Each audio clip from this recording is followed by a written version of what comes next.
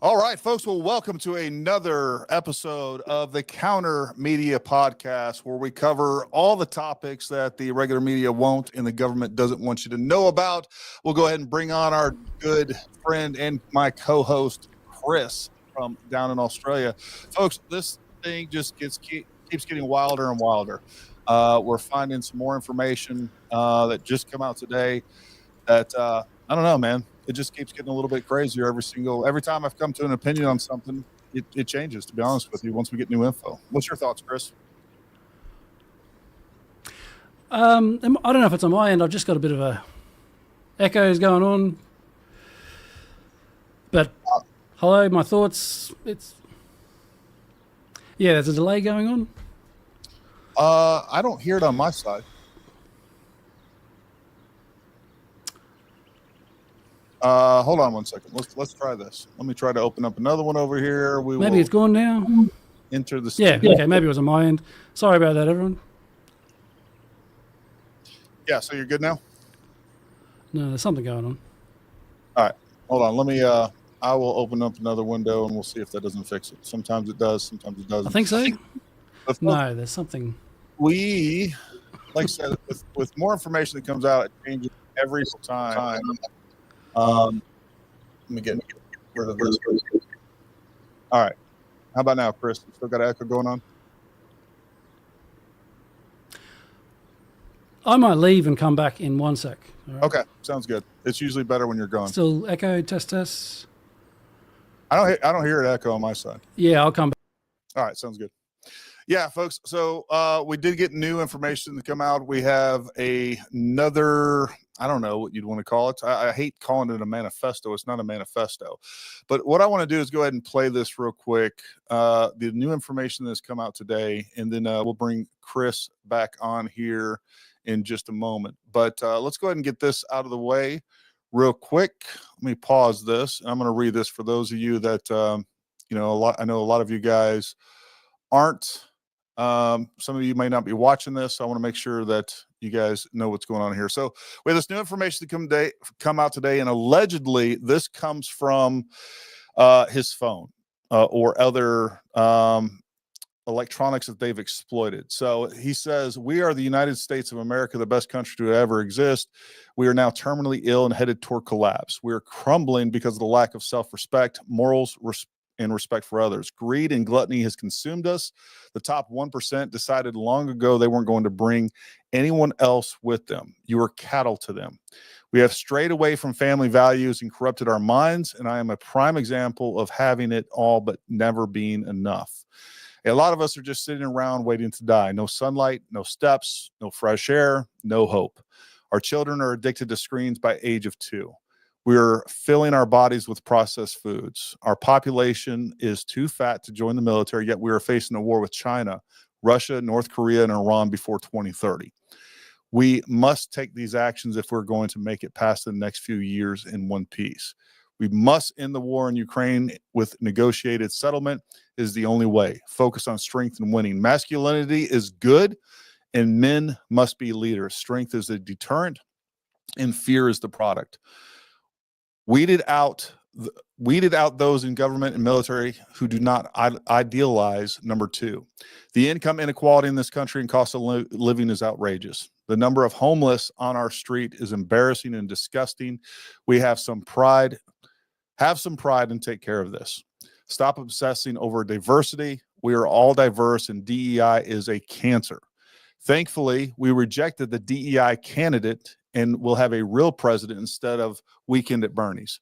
We must move on from the culture of weakness and self-enrichment perpetuated by our senior political and military leaders. We are done with blatant corruption. Our soldiers are done fighting wars without end states or clear objectives. This was not a terrorist attack. It was a wake-up call. Americans only pay attention to spectacles and violence. What better way to get my point across than a stunt with fireworks and explosives? Let me back this up here.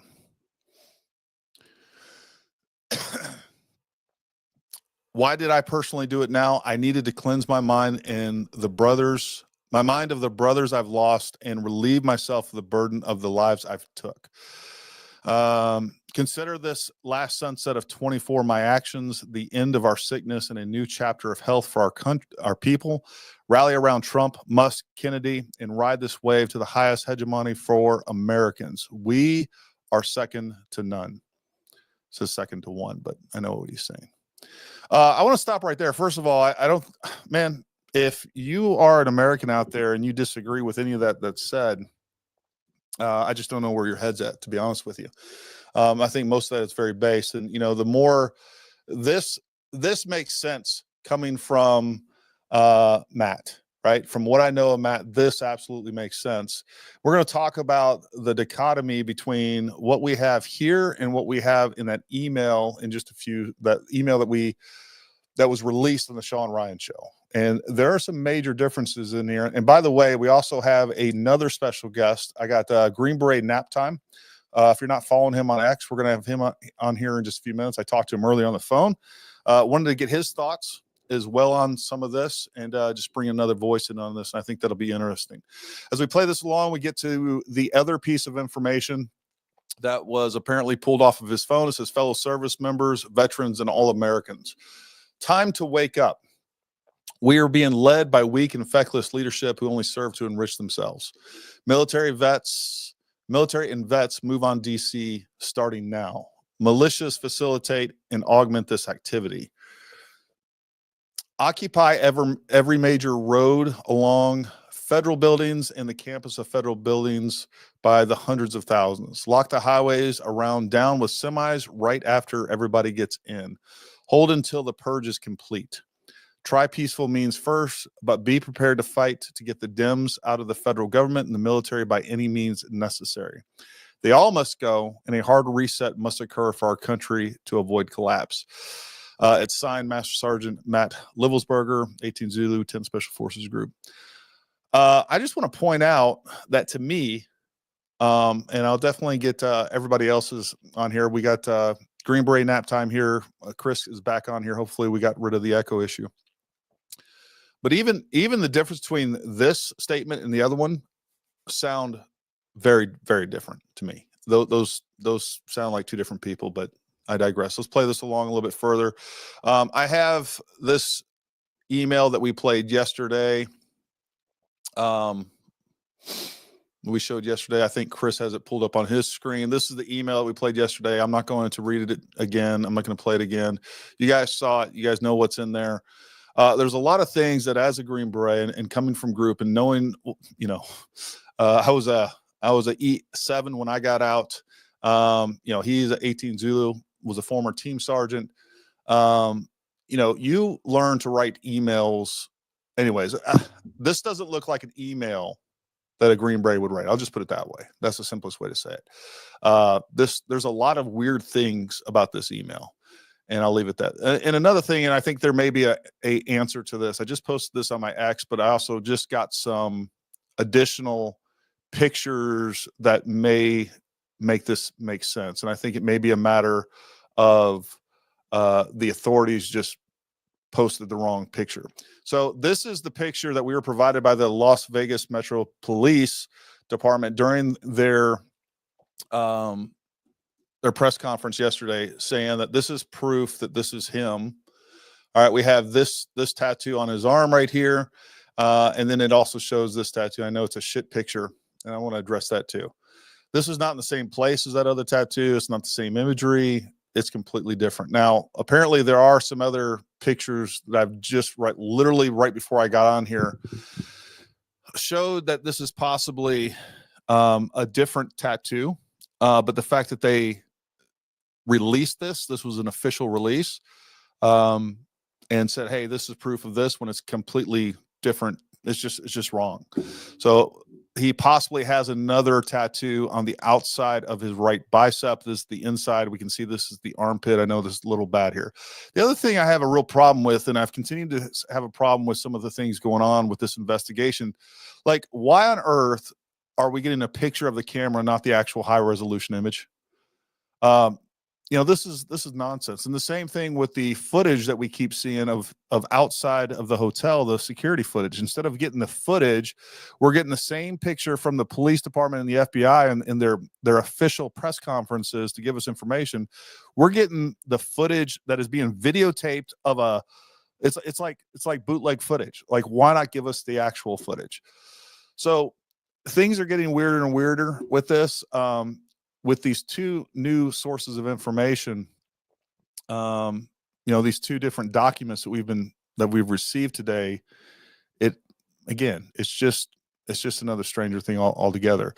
So first of all, we'll bring you back on. Chris, you hear an echo still? Or are you good? No, sorry, that was a stupid move on my part. I didn't realize I had the stream in the background. So amateur rookie mistake, but yeah, here we are. It's going now. And I just saw down here at the bottom here, we have Green Beret Nap Time. Green Beret Nap Time. Hey, man, thanks for coming on. Hopefully you can hear us. Hey, yeah, I got you. Thanks for having me. No problem, man. Thank you.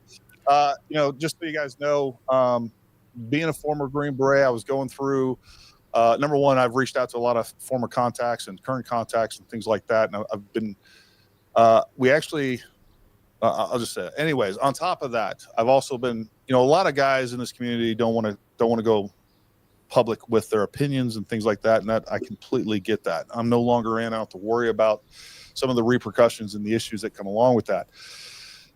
So I've been reaching out and looking at different Green Beret sources, if you will. And I came across his profile on X, and it seemed to be very level-headed. He was using logic and not emotion going through some of these. So I reached out to him and said, hey, man, I kind of like where your head's at, even if we disagree on some things. And I'm not even sure that we do. But regardless of what, where he stands on this, I wanted to get his opinion on some of these things and bring just in another voice. So thanks again for coming on, and look forward to hearing from you tonight. Yeah, thanks for having me. I see that you have thanks for being here. You have a thing down here. Did you want to go ahead and share that, or did you want to? I was planning on let Green Beret Nap Time kind of give his synopsis of how he sees things right now, but whatever you'd like to do. Yeah, no, I didn't have anything really. I think I had something else. So yeah, probably let Green Beret introduce himself and say something. Yeah, man. So if you will, Green Beret Nap Time, introduce yourself, tell everybody about you. We talked a little bit, and just let everybody else know who you are, what you're about, and kind of where you stand on all this and some of the weird things that you've noticed as well. Hey guys. I'm a third group guy. I was an X-ray originally, and then did 13 years, got out right after COVID, kind of unhappy about some of the things that happened during all that, and did my own thing for a little bit, and now I'm contracting back on Fort Bragg. Deployment to Iraq, Afghanistan, Central Asia, JSETs, and Africa as well. So been around a little bit. I'm not the most experienced guy out there by any means, but I like to think I know a little bit. So my main, I'm poking holes in stuff, man, because none of it's making sense. And I think I can speak for a lot of Americans when they feel like they're being lied to, and they're being told things that just don't make sense, and they're just expected to shut up and color, type of a mentality that's coming from the NOLA terror attack, which was clearly what it was. The first thing the FBI says is, this is not a terror attack. We're not treating it. And then no, okay, it is. Now they're treating it like a terror attack. Like, don't lie to us, man. Just whatever. So that's my thing. I saw this. And you're talking about New Orleans specifically on that, right? Yeah, New Orleans, just on that, So, and I haven't done a deep dive or anything into the New Orleans one. I've kind of been, I got into this whole Matt Livelsberger thing, and the last few days have been just straight into that and trying to figure out and just kind of connect the dots. And it's like connecting 1,000 different dots, and none of them actually connect. So I'm kind of at this point now where nothing makes sense, and every time I feel like I have a plausible explanation for something else that comes up, or something else blows it out of the water. So I don't know a lot. I don't know. I mean, a lot of us don't know anything for sure. Once they, the main thing that needs to happen is they need to release the video from inside of that Tesla to let us know, Definitely. what really went down inside of that right before the explosion. That, you know, there's a lot of other things, but my initial thoughts were, okay, this you know, bomb goes off, right? And I start looking at it, I'm like, this is a crappy bomb. Elon Musk makes fun of it, and he's like, yeah, he didn't even blow up the car hardly, and definitely didn't touch the building. And I'm like, well, and then I woke up the next morning, this is probably, I guess this is the second, and they're like, hey, this was a Green Beret. And I was like, what? And so I start looking into it, and I'm like, there's no way that a 19-year Green Beret dude did this with mortar rounds. And so that's kind of what got me just like, oh, let's figure this out, let's see what's going on. And I started kind of my dives onto it, and still nothing makes sense. And every time I keep going into it, less about it makes sense to me. But the main inconsistencies that that I'm seeing are, I mean, one, shooting yourself in the head before you blow yourself up is a big weird thing to me, right? I mean, as well as anybody else that bomb makers like to see their bombs go off. That's just it's the work of art for them. Whether it takes their life with them or not, they want to see that bomb go off. And shooting yourself before that bomb goes off kind of robs you of that last little bit, which is that's one thing that's weird to me. So that the Desert Eagle, I mean, do you know any Green Berets that if they have a Desert Eagle, it might be a mantle showpiece or something, but it's not something that they're buying and carrying and then going to use. I don't know. Yeah, so that we talked about that at length yesterday. Like, I've never met anybody other than some FUD that would be carrying around like a Desert Eagle for. No, this is not a Guy Ritchie movie. Like, it's just not something that I think would happen. Yeah. So that's weird. The rifle with no sights, no optics, no sights, no, what are you going to do with that? I'm assuming the thought process behind having that rifle was if you're compromised, you have a long gun to kind of help yourself out a little bit, because you only bought a Desert Eagle that carries 7 rounds in it, so that, Right. You have to have something else. But there would be something there would be something on the Picatinny that, let you know that there was an optic there at some point, or there'd be iron sights still even after that explosion. So that's super weird and inconsistent to me. And why you need to buy them on the road as well. Right. I mean, he didn't have any guns. And I mean, I know he's stationed in Germany, but it's still just a 19-year SF guy. Like, you got some guns, bro, somewhere, right? It's just that especially. Just look at Gary right now. Right. Look at all of them. I mean, yeah, you have them. You have them somewhere, right? And there's just, so that's weird. I mean, this guy's he's been around long enough to have used the Carver matrix. He knows you could judge these things, and whether or not you're an expert in demolitions, you've had some cross training, especially being on a team that long. And you've had some training in HMEs. And so some people were saying, well, maybe he didn't have enough money and he's in a rush. I'm like, dude, with $150 or $100, you can go to any hardware store and you can make a better bomb. We all know that. You can make napalm for way easier and way cheaper. And if your only goal is to blow yourself up or burn, kill yourself, boom, there you go. A little bit of napalm, do the trick right there. So that doesn't make sense to me. And instead, we get this redneck tied together bomb of gas and mortar rounds and fuel, camp fuel canisters. Like, it just seems to me it's like someone that knows absolutely nothing about explosives just threw stuff. They're like, this stuff will blow up, right? All right, put it in here. So that's my thoughts on that part. That's another inconsistency with it. I don't know if you guys looked at my thread, but then the signal safety number changing on the 29th is big. And now, again, there's a plausible explanation, assuming when he came from Germany. And you switch a phone or a SIM if you come stateside. But I also feel like that's an older thing. Like, nowadays, you don't have to do that anymore, because Right. you can automatically, all the carriers are everywhere, and you either tell them you're international or you're not. So there's a chance he wouldn't even have needed to switch phones when he got stateside. So I'm in contact with some guys. I'm trying to figure out when he actually landed. I don't know if anyone else has uncovered that yet, but if he did land around the time that safety number changes, then that could possibly explain why it did change. I mean, do we know? I haven't seen anything that even indicated when he arrived stateside. Do we have any information on that whatsoever? I have not heard anything yet, and the people I'm in contact with are trying to figure it out, and I haven't gotten anything back yet. So still waiting on that. I'm sure the FBI knows, but they're sure not telling anybody else anything. Sure. Yeah, I don't know. I just heard something about him leaving his wife's. Was it a day or two after Christmas? Apparently, he had a falling out because of infidelity or something. I think that was the 26th or 27th. I'm not 100% Even sure. that, the other thing that I don't understand about that, did that happen in Germany, or are we talking about that taking place here in the United States? And none of that has been clear. And this is the one thing that we continue to see from, I don't care what investigation you're talking about, but the modern MO of the FBI and any other federal investigators is to give us shit for information. It's almost like they have a contempt for the American people, wanting answers on things that are going to possibly affect them on a daily basis. And that's the biggest issue.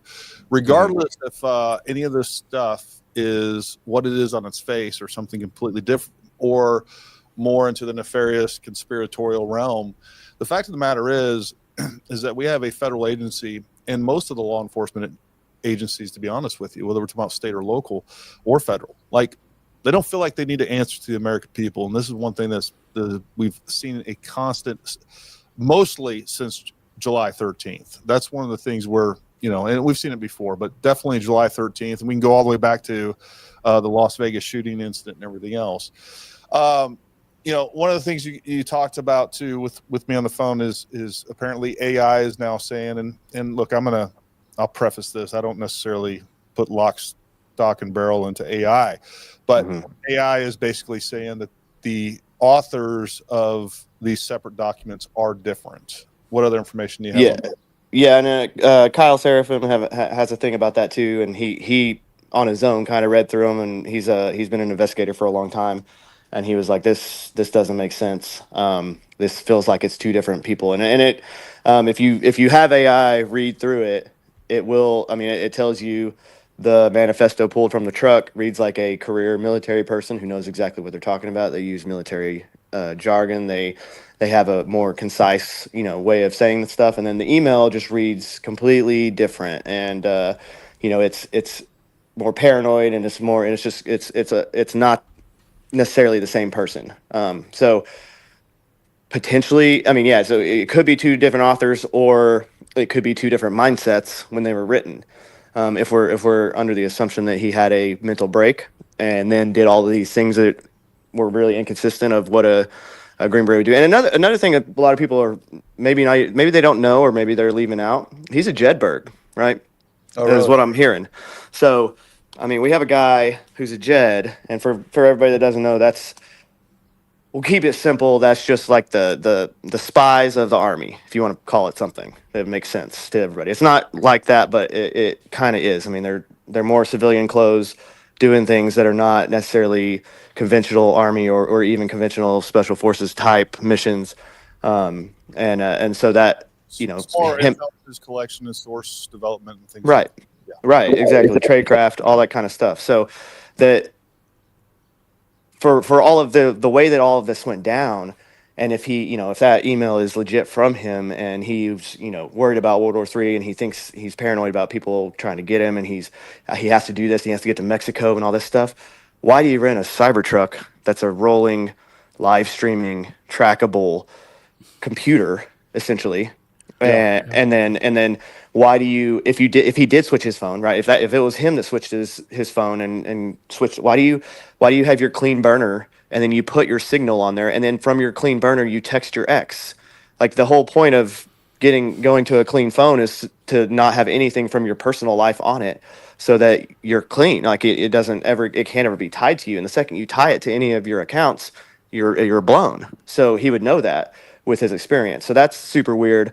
And then again, the on the signal stuff we have from the contact I have, they're still in Germany, and that there's a potential that could have been sent on the 28th in Mountain Standard Time, but it would show up on their phone as a change on the 29th. And so when that safety number changes, it doesn't actually give you an exact timestamp. It just tells you the day. I mean, isn't Germany ahead? Yeah, it's 8 hours ahead. So it would be the following day, technically. If it's by what 1600 or so, anything after 1600 Mountain Standard Time. Yeah. So I'm pretty ignorant of the whole signal stuff, but it's obviously important to get to the bottom of because they mentioned that a lot on the that Sean Ryan podcast. But weren't they saying that it changed after he died? Wasn't that something that was going around? Yeah, so it changed before and then it changed after the explosion. Now, that could have been the FBI getting into his phone after. That's what I would assume, or would have a reasonable explanation with it. Real quick, I just want everybody kind of hold their thoughts for right there. You guys may have seen this, but I just saw this on X as I was sitting there pulling this up. We now have video prior to the explosion. Why we didn't get this sooner, I don't know, but we can clearly see what's going on here. It looks like he is moving around inside the vehicle prior to it exploding. And that they did show a little bit of that at the presser, but not much. But this is very important because, it looks like in the last second there he moves. It doesn't look like he's been shot in the head. No, he's clearly alive. And then what is strange to me is that the explosion looks like it initiates right here right by the driver. So what's the explanation there that he shoots himself after he's on fire? I don't think that explosion, there's not enough overpressure there to kill somebody in that explosion, but you wouldn't be alive very long. You would because in the first press conference they said he shot himself first and then the explosions went off, but then in the second one they basically said it was simultaneous, that he shot himself at the same time the explosion went off. I mean, so I don't know, could the muzzle blast, if he'd have doused himself in gasoline, maybe in the front seat, and then the muzzle blast of that at close distance set it off? I don't know, but would we see that there? I don't know, but you shoot yourself in the head with a 50 cal, and there's not much of the head left either. So, for anybody that's ever seen a 50 cal wound in action, I mean, it'll separate limbs. And I will say there's a big difference between BMP. But with that being said, my other thing is they said it came out I believe the right side of his head. It would exit that vehicle 100%. And we don't see that. The only thing that is possible is I like what you're presenting, that we already had a car full of fumes, and without a doubt, if that car was saturated in fumes and in gasoline, the muzzle blast itself would initiate that. So that's possible. I don't know, but again, it's just one of those things. The more information we get, the more of a mystery it becomes, in my opinion. Because they say he shot himself in the mouth, and just looking at that footage, surely we can see that's not really. I mean, it is hard to see, but I think we can sort of see that it doesn't look like there's any of this going on. I mean, even we're not even when the host. Hold on, let me share this again. And there's a point where you can almost get a profile. I don't know if it's. I've got the same footage on my screen too from the presser. I don't know if it's any better. It's probably worse. Maybe, I'm not sure. Hold on. Let me pause this. So, right here. We look I'm not seeing a gun. I don't even see a hand up to him. I mean, it's one of those things. That's a good frame right there. His shoulders are down. Yeah. It looks I mean, looking to his left. There's already flames coming. Yeah. It doesn't look like a head getting hit by a desert eagle at that moment. No. Especially if they're saying, if it came out the right side of his head, you would see it coming from the left, right? He'd have to have the gun raised to his, so you would see it right there. And somebody check me on that. Make sure that I'm getting that correct, that it came out the right side of his head. That's even... Yeah, I thought it might have come out the left. Did I hear? I might be wrong on that. I thought it was the left. I definitely heard, intraoral gun wound. Yeah. But I thought they heard something about to the left. But I could be wrong on that one. So I'm not... It just still doesn't look like it doesn't look like he has anything, hitting like even close to his head. No, it doesn't look like he has a gun to his head. That's no. And yeah, and he hasn't been shot before, right? He's not slumped over. He doesn't have his head, half his head missing. It looks like he's moving prior to the whole thing. We see some movement. Yeah, he moves like the second before it happens. He sort of turns.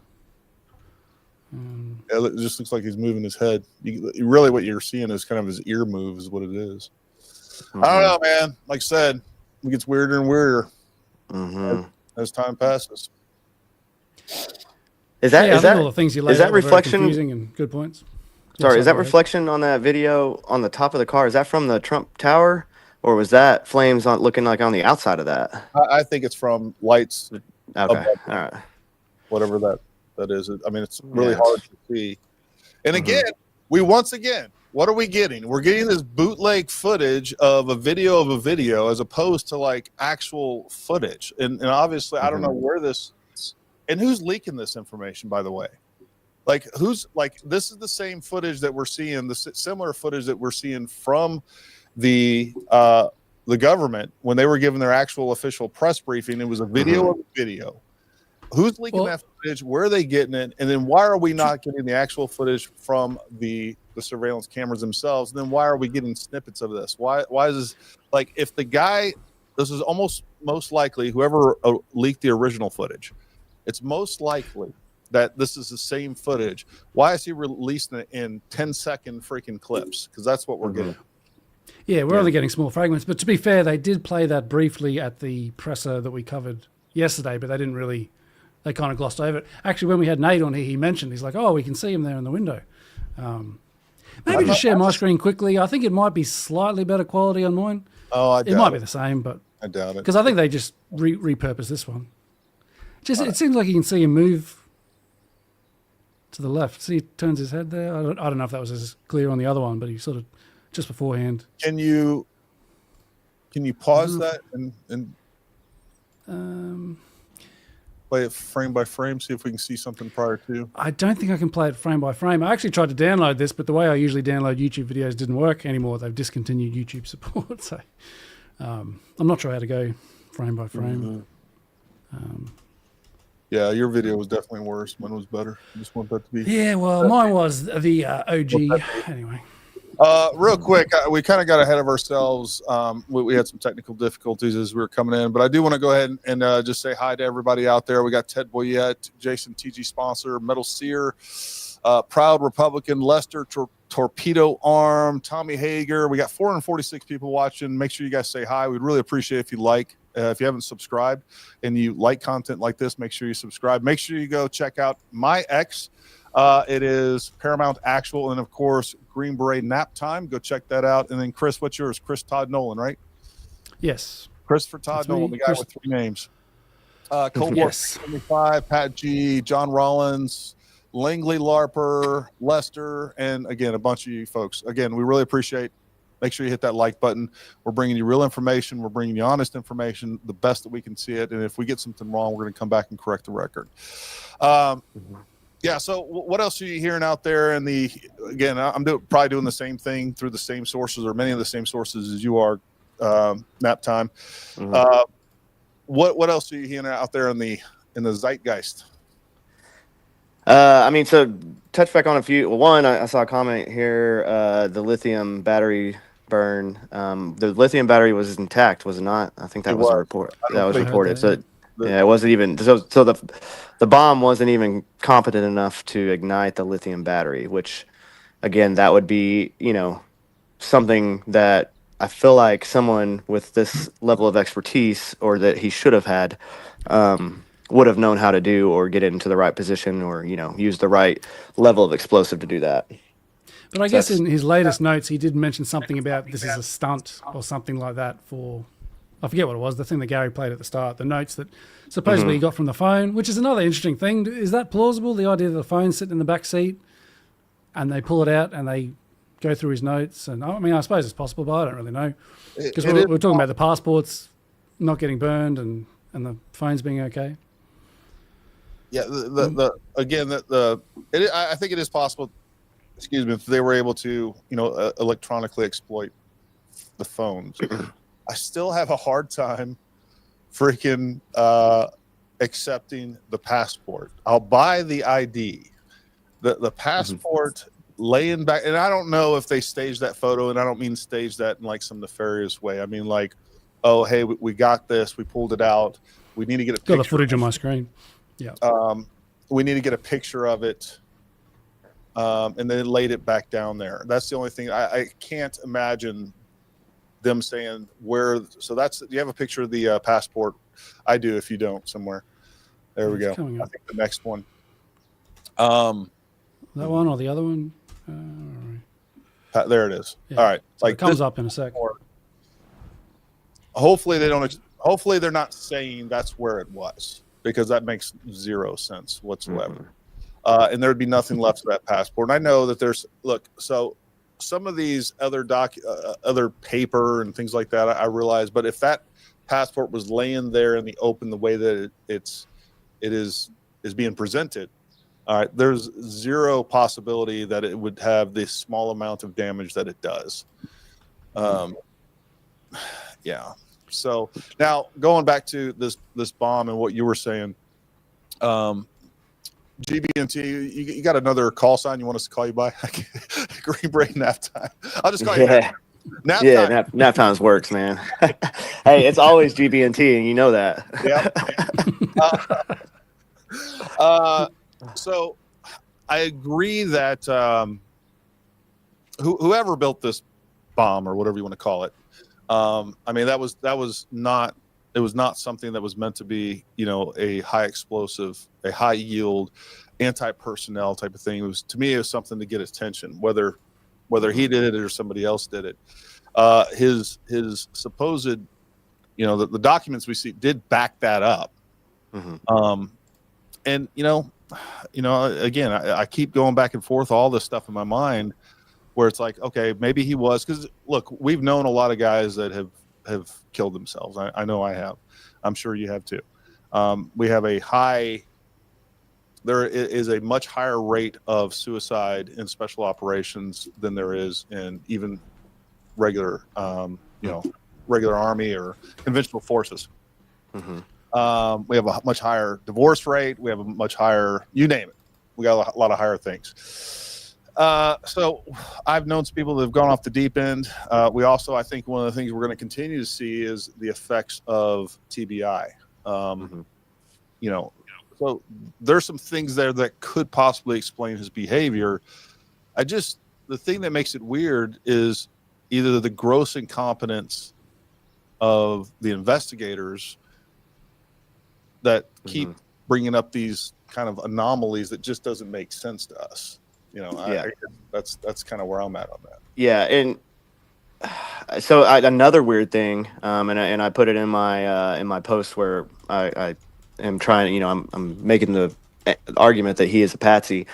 Anger Tab on X reported that he was approached by someone pretending to be a Green Beret from a sister team of his old ODA.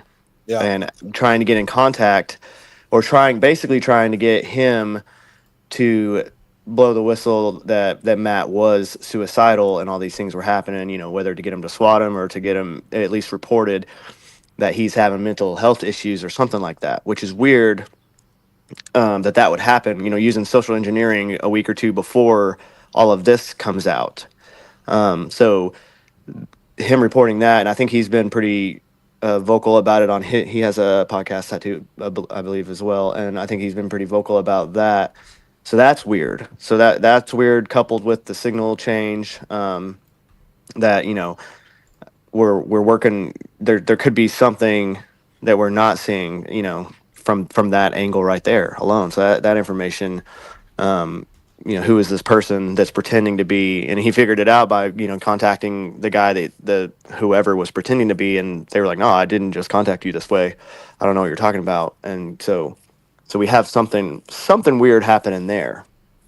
And then now the manifesto from the truck feels like something, that a Green Beret would write, but this email does not.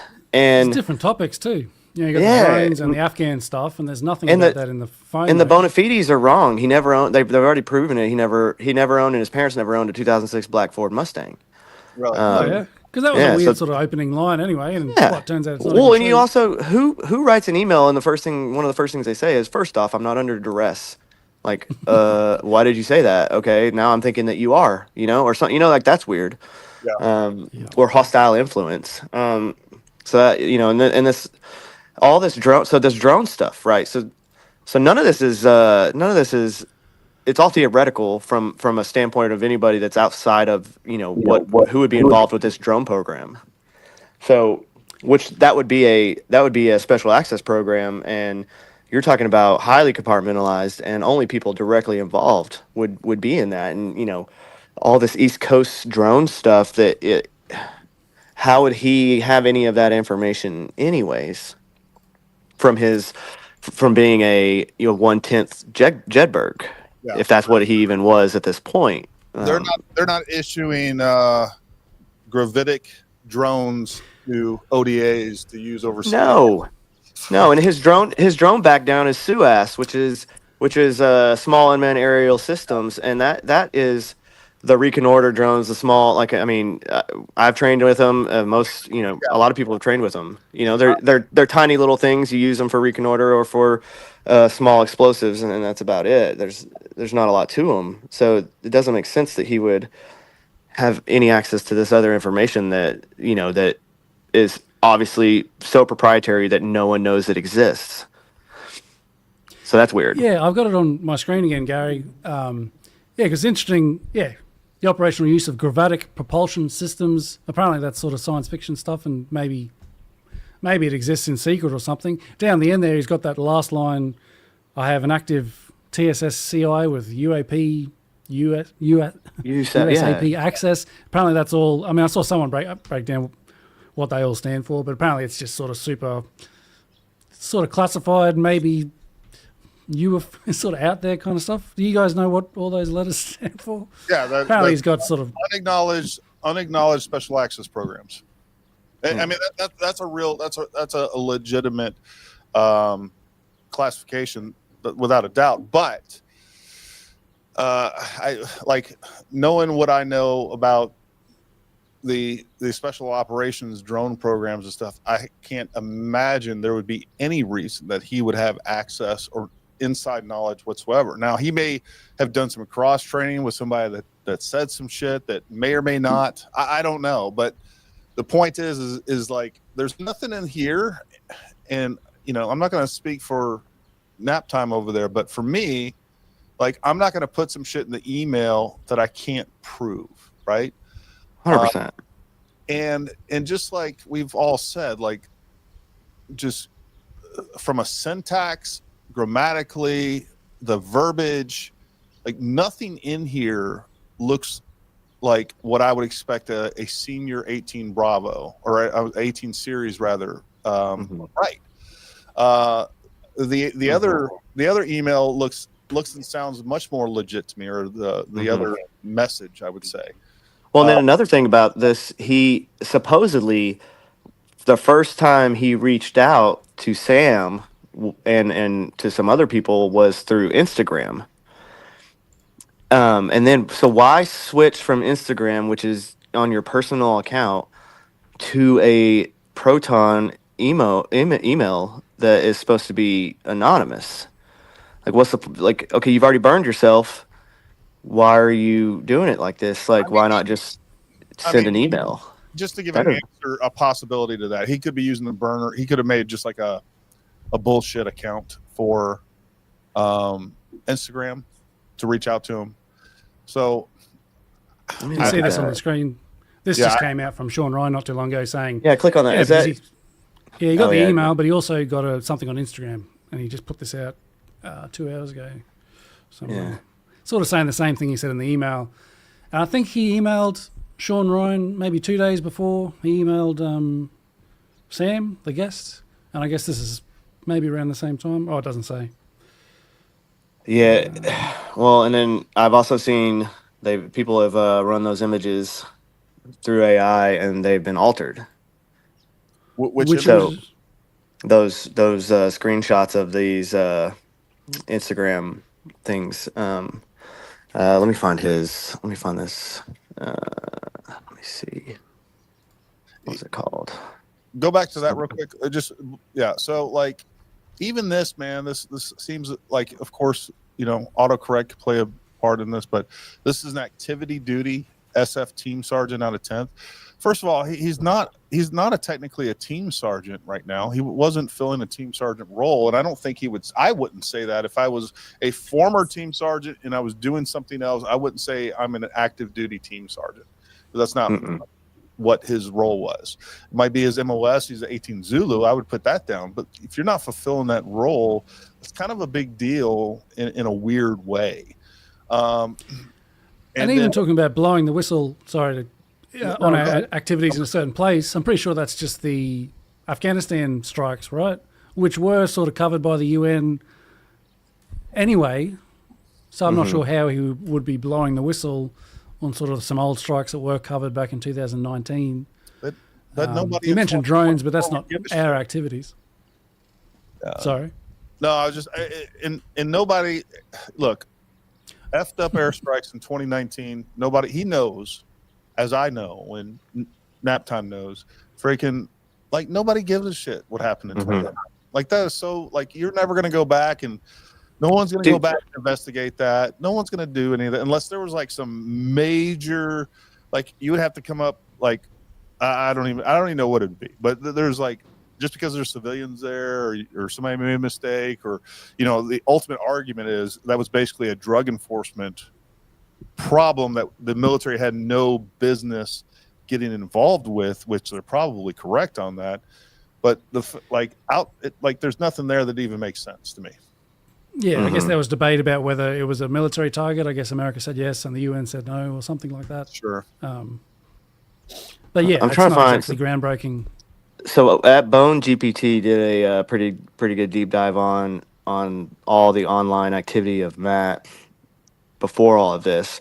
He's the one that found that there was no Mustang 06 Mustang ever registered. And then actually, let me look at my messages because I'm contacting.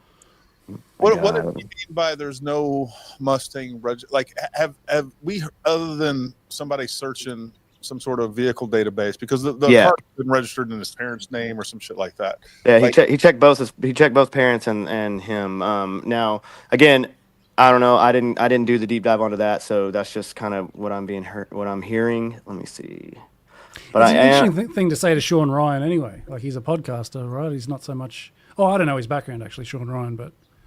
Does that even make sense to say straight away, hey, Sean Ryan, by the way, my first car is this? Seal, but he's not going to be able to confirm or deny whether or not he. No, and that's not bona fides, man. Yeah. Like that's public. Even if it was his, even if he did have that kind of car, and like, that's not I don't know. That's weird. And maybe his friend knew that. Someone else might have known that was his first car, even if it was true. That's not really verification. That's him, right? Even if it was true. Because that's publicly, I mean, that could be something that a lot of people know, or if you're doing a targeting package on someone, that could be something that you would find out one way or another. I mean, there's a lot of ways. I'm trying to find where I asked a guy that knows them about. I'm in the wrong text. Hold on. And just a side note, even if this idea of China sending these drones, that's what he's saying, right? China sending drones. I guess the drones we've been seeing. Does that even really make sense? No, but I just want to mention Langley LARPer. It'll get you posted every time. We haven't verified that one. Whether Gary's up or not. I agree, Brian. I think that is one of the keys to actually identifying that'll at least kind of compartmentalize some of the issues here. Oh, we got, I didn't realize Nate was down here. Nate, Okay, welcome, see- buddy. Hello, Hey, gentlemen. Nate. Hello, Nate. Hello, Welcome Chris. aboard. How are you? I'm good, thanks. How are you? Oh, not too bad. Yeah, so going back to, it would be nice to identify or to get some sort of confirmation on the bodies, right? But Yeah, should we? do we believe? Are we going to believe what's said about that? I don't know. I don't know. All right, so Yeah, I found this message from an old friend of his. They haven't spoken much recently, but he knew him in high school and earlier. However, his first car wasn't an '06 Mustang, and the '98 Mustang that I knew that he has was registered in his name. Take that for what it's worth. '06 and '98 Mustangs are completely different body styles anyway, so there's no way to confuse that if Yeah. you were just looking at it. So that's weird, right? So it's just more weird stuff, and a lot of it points back to this email being weird. And so I'm not saying anybody's lying or making stuff up, but if he had people are lying and making stuff up. yeah, but if he had a mental break and he went and he killed himself in this manner and it all was him and the manifesto that was found in the truck was his, then the outlier is this email. That's correct. The only thing that I can think of that would explain this email is if he's just fucking like blackout drunk. He's just off his rocker. Yeah, like For no, sure, I 100%. think he would have to be completely drunk.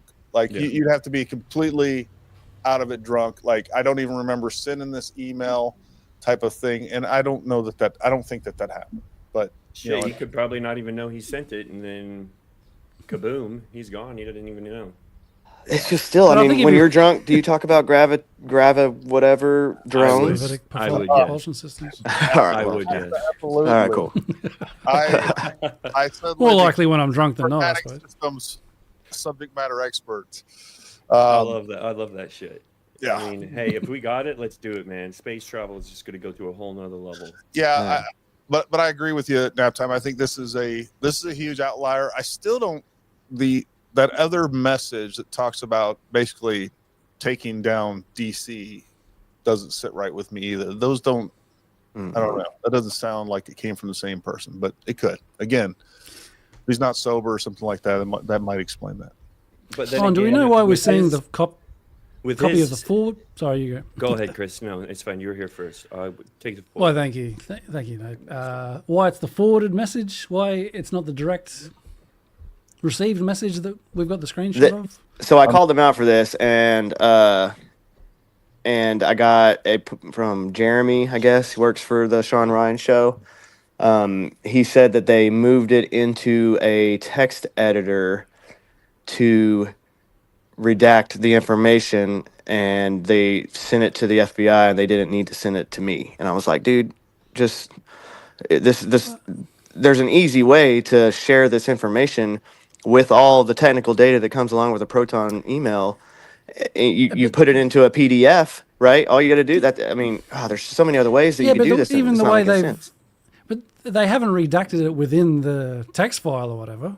So Right. they could just as easily take a picture of the original one, then add those Right. black lines. It makes no sense whatsoever. That Yeah, you and need I'm to do still- a forwarded email to add the black lines. Yeah, and so then we asked Sam to post, either post a video or post something of the real technical data along with this email that he received on his system, and we haven't got a response. And I guess some people that are like mad at me for asking for it. They're like, why are you focused on him? I'm like, hey man, I'm just trying to get the truth on all of this, and this is a key piece of information. Whether you post a supposed email from a guy that just blew up something, tried to blow up a tower or whatever the motive was, just committed this attack or whatever it ended up being. You post that, there's going to be some scrutiny on it because we want to make sure that everything is verified. And Especially when both of them said that he might be still alive, and they've sort of got all these, pretty elaborate theories. So of course we should look into them and be skeptical, and because I noticed we had a few comments like that too on our last stream, like why are you trying to discredit this email or whatever. Well, if there was nothing to discredit, we wouldn't be discrediting anything. But there's just a couple of odd things that are worth pointing out. Yeah. Um, And is for the right people thing to out do. there, I'm going to try to pull that up real quick because that's worth addressing. Let me find whoever going through V6 Mustang. I got so many comments on this. But yeah, look.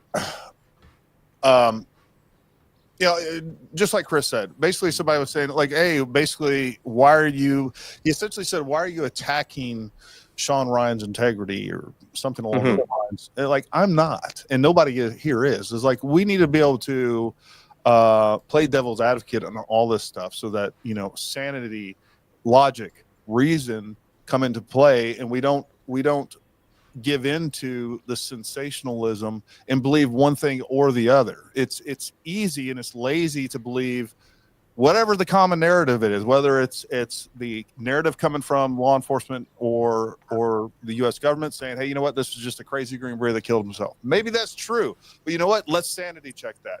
Or the other side of this is, hey, guess what? This guy he knew a lot of information. He was trying to whistleblow, and the U.S. government or elements of the U.S. government basically had him killed or killed him, and then they killed him ahead of time. They drove him to this place within a self-driving car, and then they set it on fire, and all these other things. Okay, let's sanity check that as well. Like let's just have a little logic, step back from it, not be emotional, and that's the way to approach everything. And then look at the evidence, and then when there's not enough evidence to come to a conclusion, like we got to have podcasts like this to get the word out, to where it's like, hey, you know what, we need more evidence from whether it's the Sean Ryan show, whether it's the U.S. government themselves.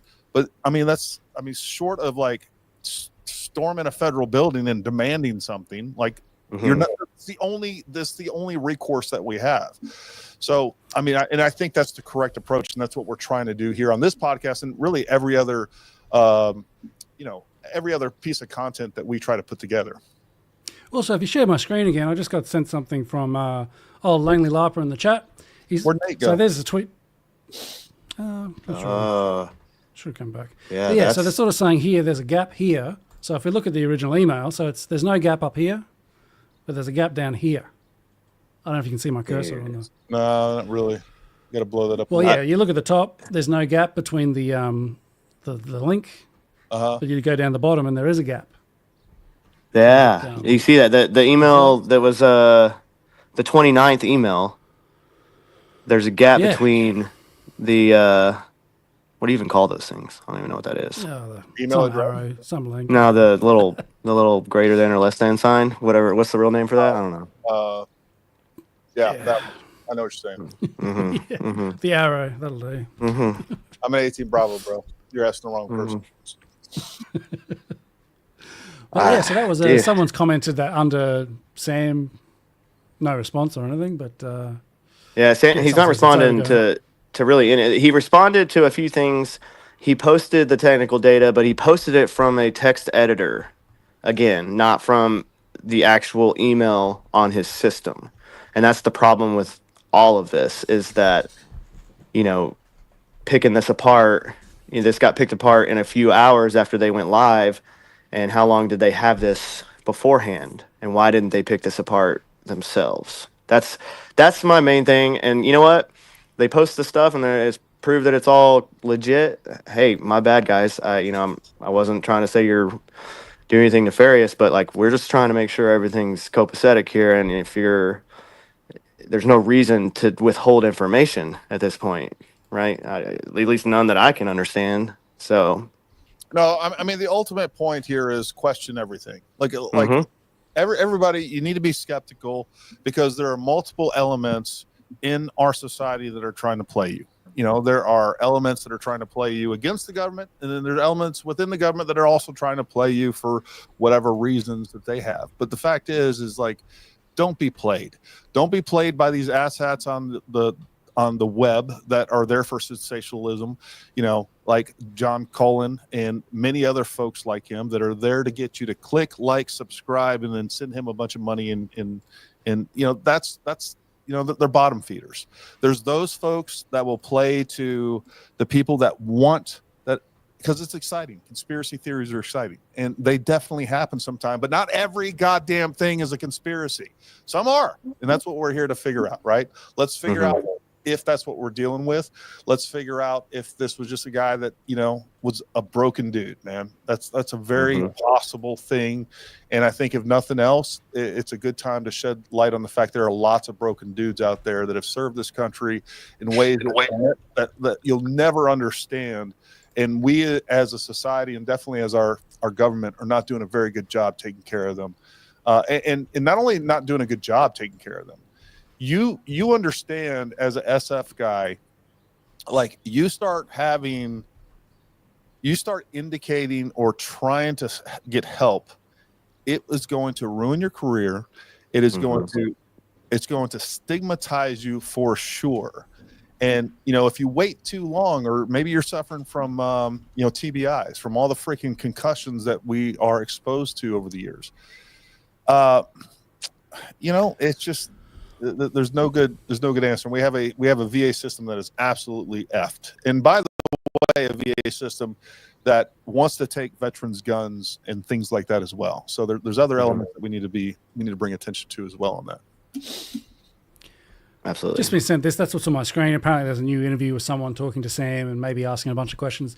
I haven't seen any of it, so I don't know whether it's any good. But we've got some timestamps there. I don't know if you want to jump to something and see what Sam has to say about any of this. Just read what he thinks if you don't mind. Yeah, or just the for me to see anyway. Oh yeah, my screen's like 10 so feet yeah, away. timeline.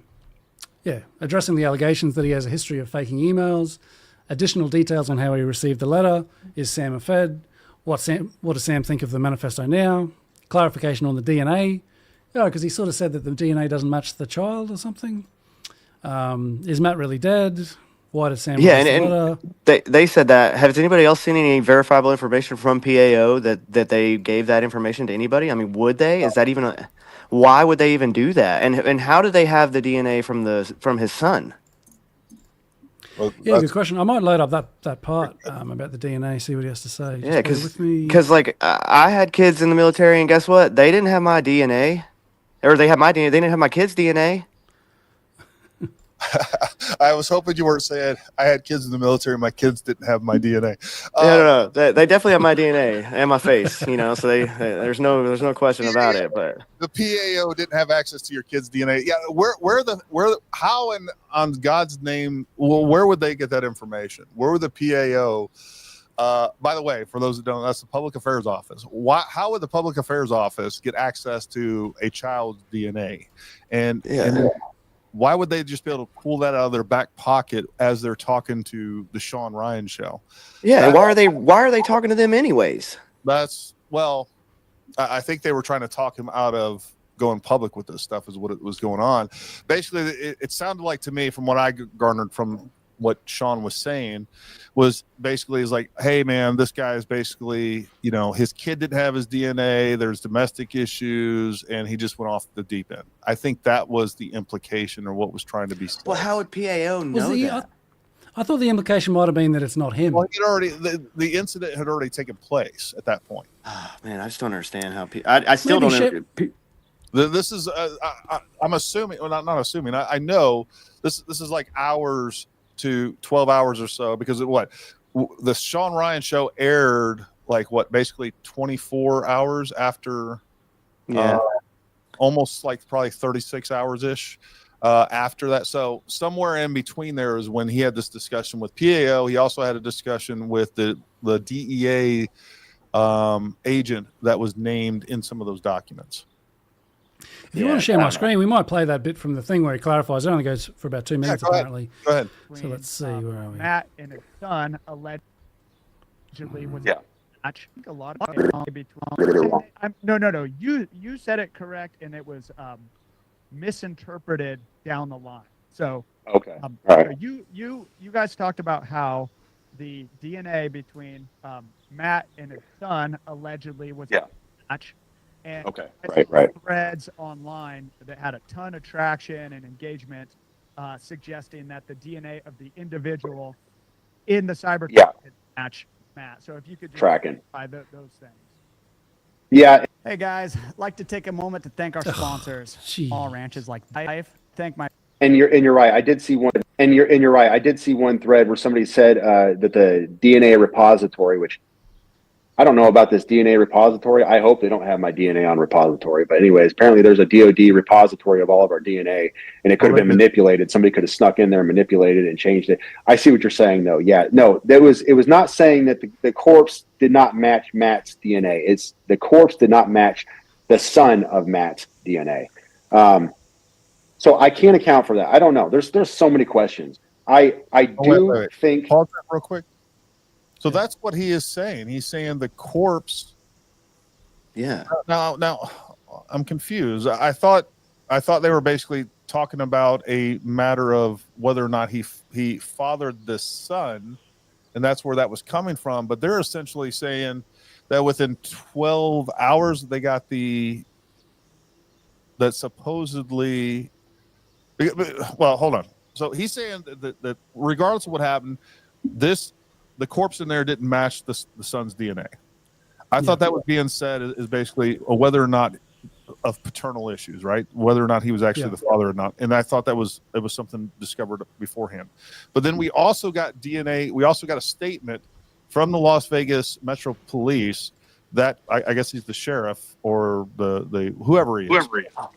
He stated that they indeed did confirm that the DNA matched the family.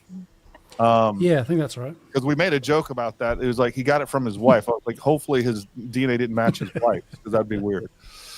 Yeah. So, and that's another thing too. Like, one of the things I kept going back to with that whole issue too, nap time, was like the DoD has our DNA on file. They have that. Like the fastest way to get our DNA, which should have been literally gone to DoD and be like, hey, we need not send a sample to his son or get a sample from his son, possibly in Germany. That doesn't make any sense. That wouldn't be the sense to get that. So again, we have all these weird things taking place, and just like I said yesterday, when you have this type of a incident taking place, DIA's involved, CID's involved, they have people that are deployed in there and working hand in hand with the FBI and other investigators in this. Like, they would have those people on standby ready to respond to requests like this, and none of that makes sense to me. Yeah. And if they don't, then they're more incompetent than I thought they were. Yeah. I'm not gonna lie, a lot of things that Sam has said don't make sense. So the next timestamp just coming up flows onto "Is Matt really dead?" So maybe we'll listen to a little bit more of that. Play that some more. The likely scenario, Occam's razor, is that he is dead, that he did shoot himself. Can't account for the lack of a signature when the car pulled up. Somebody did bring up a good point that the car would not have driven itself if he was not.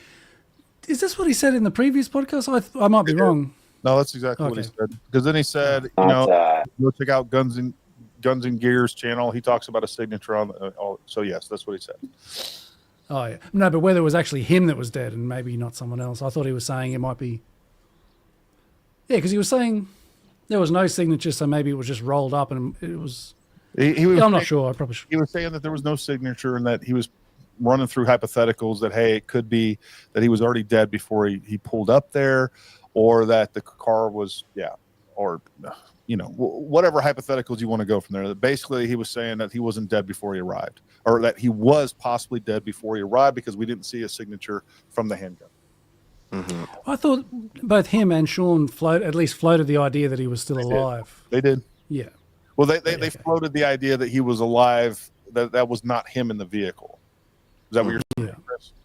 Yeah, I think so, because now he's just saying Occam's razor, they floated it is him, he is dead. They went through kind of a litany of hypotheticals of like, okay, he was killed before he was put in the car, and then the car self-drove up to the door. There was that one. And then I don't really ever think Sam said it. Sean was the one saying, I think the guy's probably still alive. That's what Sean was saying during that podcast. But anyways, go ahead and just play the rest. I'll shut up. I don't know enough about Teslas, but apparently if you're not coherent, if you're asleep or whatever else, it won't drive itself. So if you're like incapacitated, like from what I understand, it's like looking at your That's not true. micro expressions. Yeah, we were sort of discussing, the workarounds or the idea of summoning. I'm gonna say, has anybody? I'm ahead. if I was a friend or some weird dude out there, isn't there a dude that does porn in his Tesla while he's driving around I wouldn't and know. like I would never banging watch chicks? that. Isn't No. that a thing? Like, how does that happen if you have to have your eyes on the damn screen the whole no, that doesn't make no sense. And someone in this chat knows what I'm talking about right now. So I will say that there was a time when first self-drive came out, before there were some updates, it was easier to do. Now, again, we had Jason on here last night. He's also a former Green Beret, one of my best friends. Not one of my best friend. Anyways, he has a Tesla, and the ways that you can get around that, you can have glasses on. And the other thing that he does all the time is he has a special weight that he bought that he puts on the steering wheel, because it has to detect that you have your hand on the steering wheel and by a weight. So there are ways to get around that. And here's the other fact that we can't escape, is that Tesla is a effing computer, and you can hack that computer. I guarantee you, if we're talking about state-sponsored, especially U.S. intelligence level operatives, if they wanted to hack that, it is absolutely possible. So let's just quit pretending that that system isn't beatable. I think it is. But we also, I think that footage that we played earlier is a pretty clear indicator that whoever was sitting in that driver's side looked to be alive. And look, you guys tell me if you guys feel differently. I don't think the option of him being alive or that's not him in the Tesla, I just don't, that doesn't ring true to me. What do you guys think on that? I think he's dead. I think it was him. I think it's the more and more I look at it, he had a mental break. The Patsy angle was before I kind of saw some other things, and I'm not completely discounting it. The only outlier for me at this point really is that email. I'm not gonna lie. Yeah, no, I agree. I agree. Did you want to play some more of that? Oops. Yeah, maybe another minute or two. See how we Go go. ahead.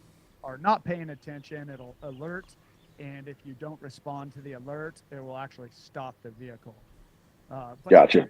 There is a summon mode where somebody could summon the vehicle from through a parking lot to Gotcha. point. But yeah, I saw that discussed a lot too, about the self-driving capability of the vehicle. I think the likelihood is that he's dead. But as far as the authenticity of what he wrote and everything else, there was a real account in 2019. It's been documented. I can't attest to his allegations of war crimes and civilian casualties.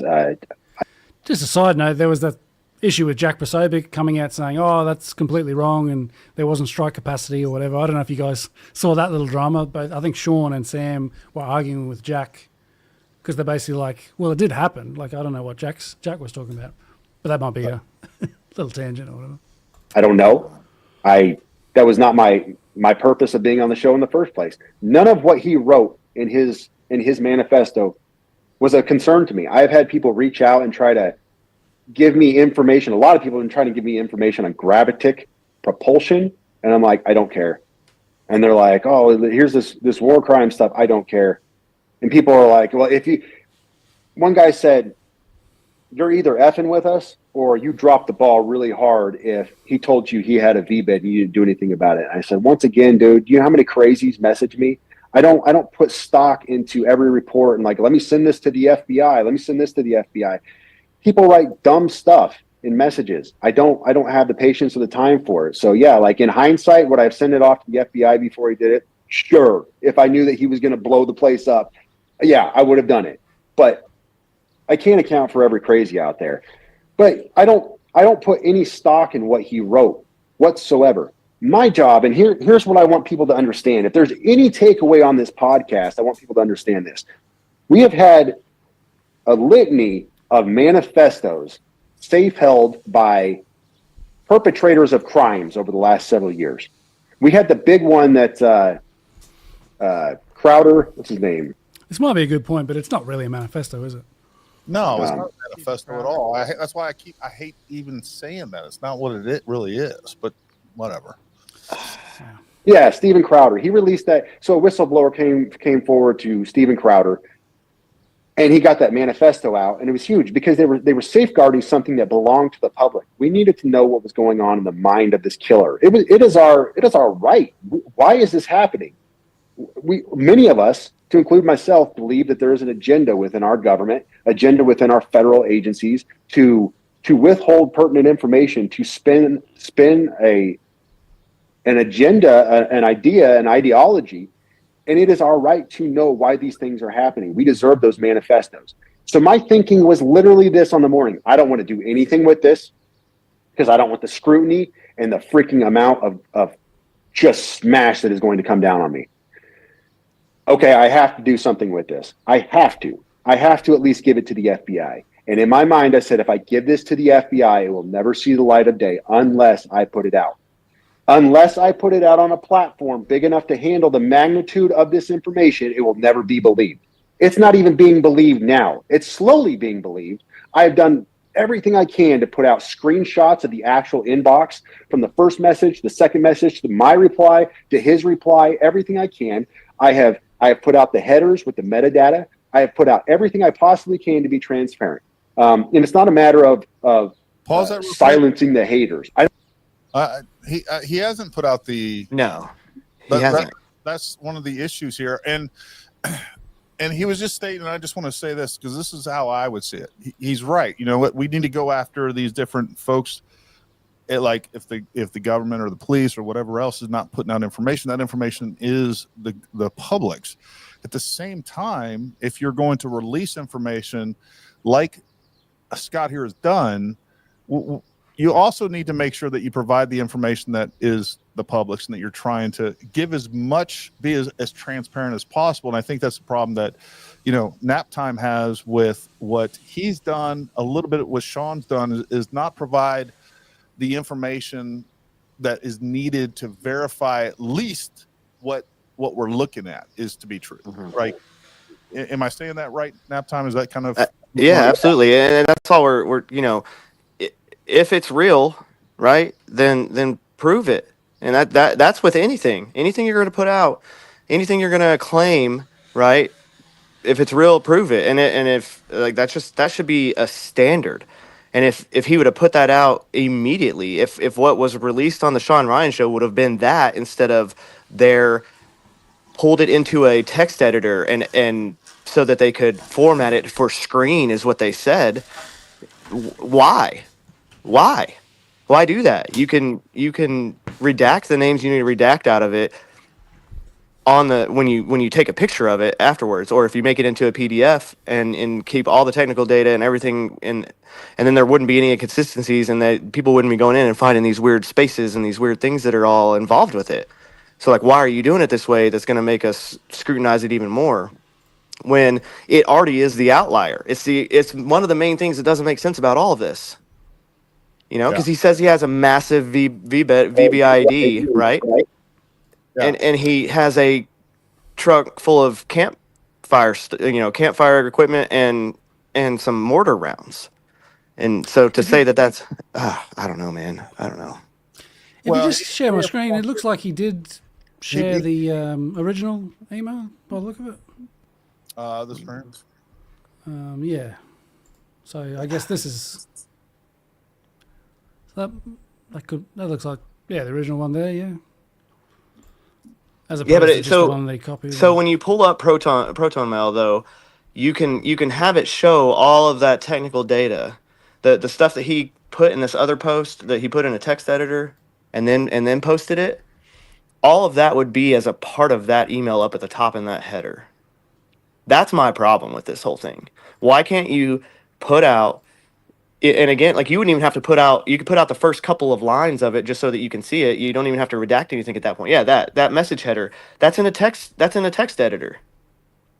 So like, why don't you put that out with the email so that you can see that, so that we can all verify it? It doesn't make sense to me. He just says it's the header. Here's the header. You're saying that you should have a screenshot as opposed to a copy and paste. Exactly. Why copy and paste it when, like, it just doesn't make sense to me? Why are you doing it this haphazard way that doesn't actually proving. It's just I don't. That's my problem with all of this. Where it says message headers at the top, is this like a note that he's called message headers that he's copied and pasted, as opposed to some legitimate I don't know. direct thing? I agree. It doesn't look like the metadata that's going to come with a. Real quick, I want to address this question. I know some people are coming in after we've covered some of the stuff, but just so we're clear, there, Christopher Dunlap, the lithium batteries did not catch fire. So that was not part of the fire that we saw. Yeah, and what you were saying, Naptime, regarding if it was him saying that he had a massive VBID, right? If he really felt, okay, well, there's two possibilities. Number one, the FBI or whatever other intel agency is actually tracking him, and he's trying to dissuade them from contacting him. So he may be bluffing, saying that, hey, I got this massive VBID, and really all it is a fireworks show. So that could be part of that. I'm just saying, I'll just put it that way. Does anyone know what this is I have on no my idea. screen? Does this make any sense to anyone? That's a bingo card. That's what that is. You got that at Monday Night Bingo. Yeah, and again, that's what it's just. This dude's an intel officer. So one of the comments on one of my posts was like, "Hey, maybe he doesn't even know how to do that." I'm like, and he's not a nerd, and I'm like, he is literally the definition of a nerd. He's an intel officer. Yeah. Like, who do you think does that job? Well, with that being said, Knuckle draggers? I think he has been out for a really long. When did he retire? Does anybody know that? I don't know how long. I don't know. I hadn't even heard of him until that podcast or until the Sean Ryan. I've never heard of that guy before on Twitter or anywhere else as well. But chances are he never heard of me. So to be fair, right. This might be completely wrong, but I just read a random comment on Twitter, which is not very reliable or whatever. But someone was saying he left because of COVID mandates. Has anyone heard that? Who said that? Some Matt? random person on Twitter. Oh yeah, the Sam. Sam. That's what I meant. Sam. Yeah. Yeah, apparently I don't know. Lily, we just played some footage earlier that it didn't. You could see that whoever was in that driver's seat was alive when that bomb went off. Mm-hmm. So take that for what it's worth. Does that mean that he couldn't have shot himself after it initiated? He probably would want to. I mean, that's a good point. He could have initiated it. The blast didn't kill him, and he's burning to death, so he shoots himself in the head to end that misery. Yeah. Maybe. I don't know, man. Your guess is as good as mine. At this point, until we get the video of what happened inside that Tesla, and then some other answers from the FBI, there's no way to really tell, and we're looking at hypotheticals and driving ourselves crazy. So, and it's looking like they should have that, doesn't it? Because they said they got terabytes worth of data from the Tesla to go through. I'm assuming that's a lot of videos. Yeah, Elon Musk seemed very adamant when he said that he shot himself in the head and then the bomb exploded, like he knew. But that was literally right after he put that right after, and he hasn't really spoken of it since. I just feel like I can't even find. Let me see where that video is. Let me see if this is it. No, that's not it. Anyways, of the explosion. Yeah, the one I played. Oh, here we go. Not the crappy one you had, the much better one. Hold on. I got it right here. I'll just play this for everybody again. And oh Lord, hold on. My computer's screwing me here. Let me pull this up and share my screen. Share screen. Play X. All right, so here's the video, and we'll play it for everybody, and then on top of that, I will slow it down. We see movement inside there prior to.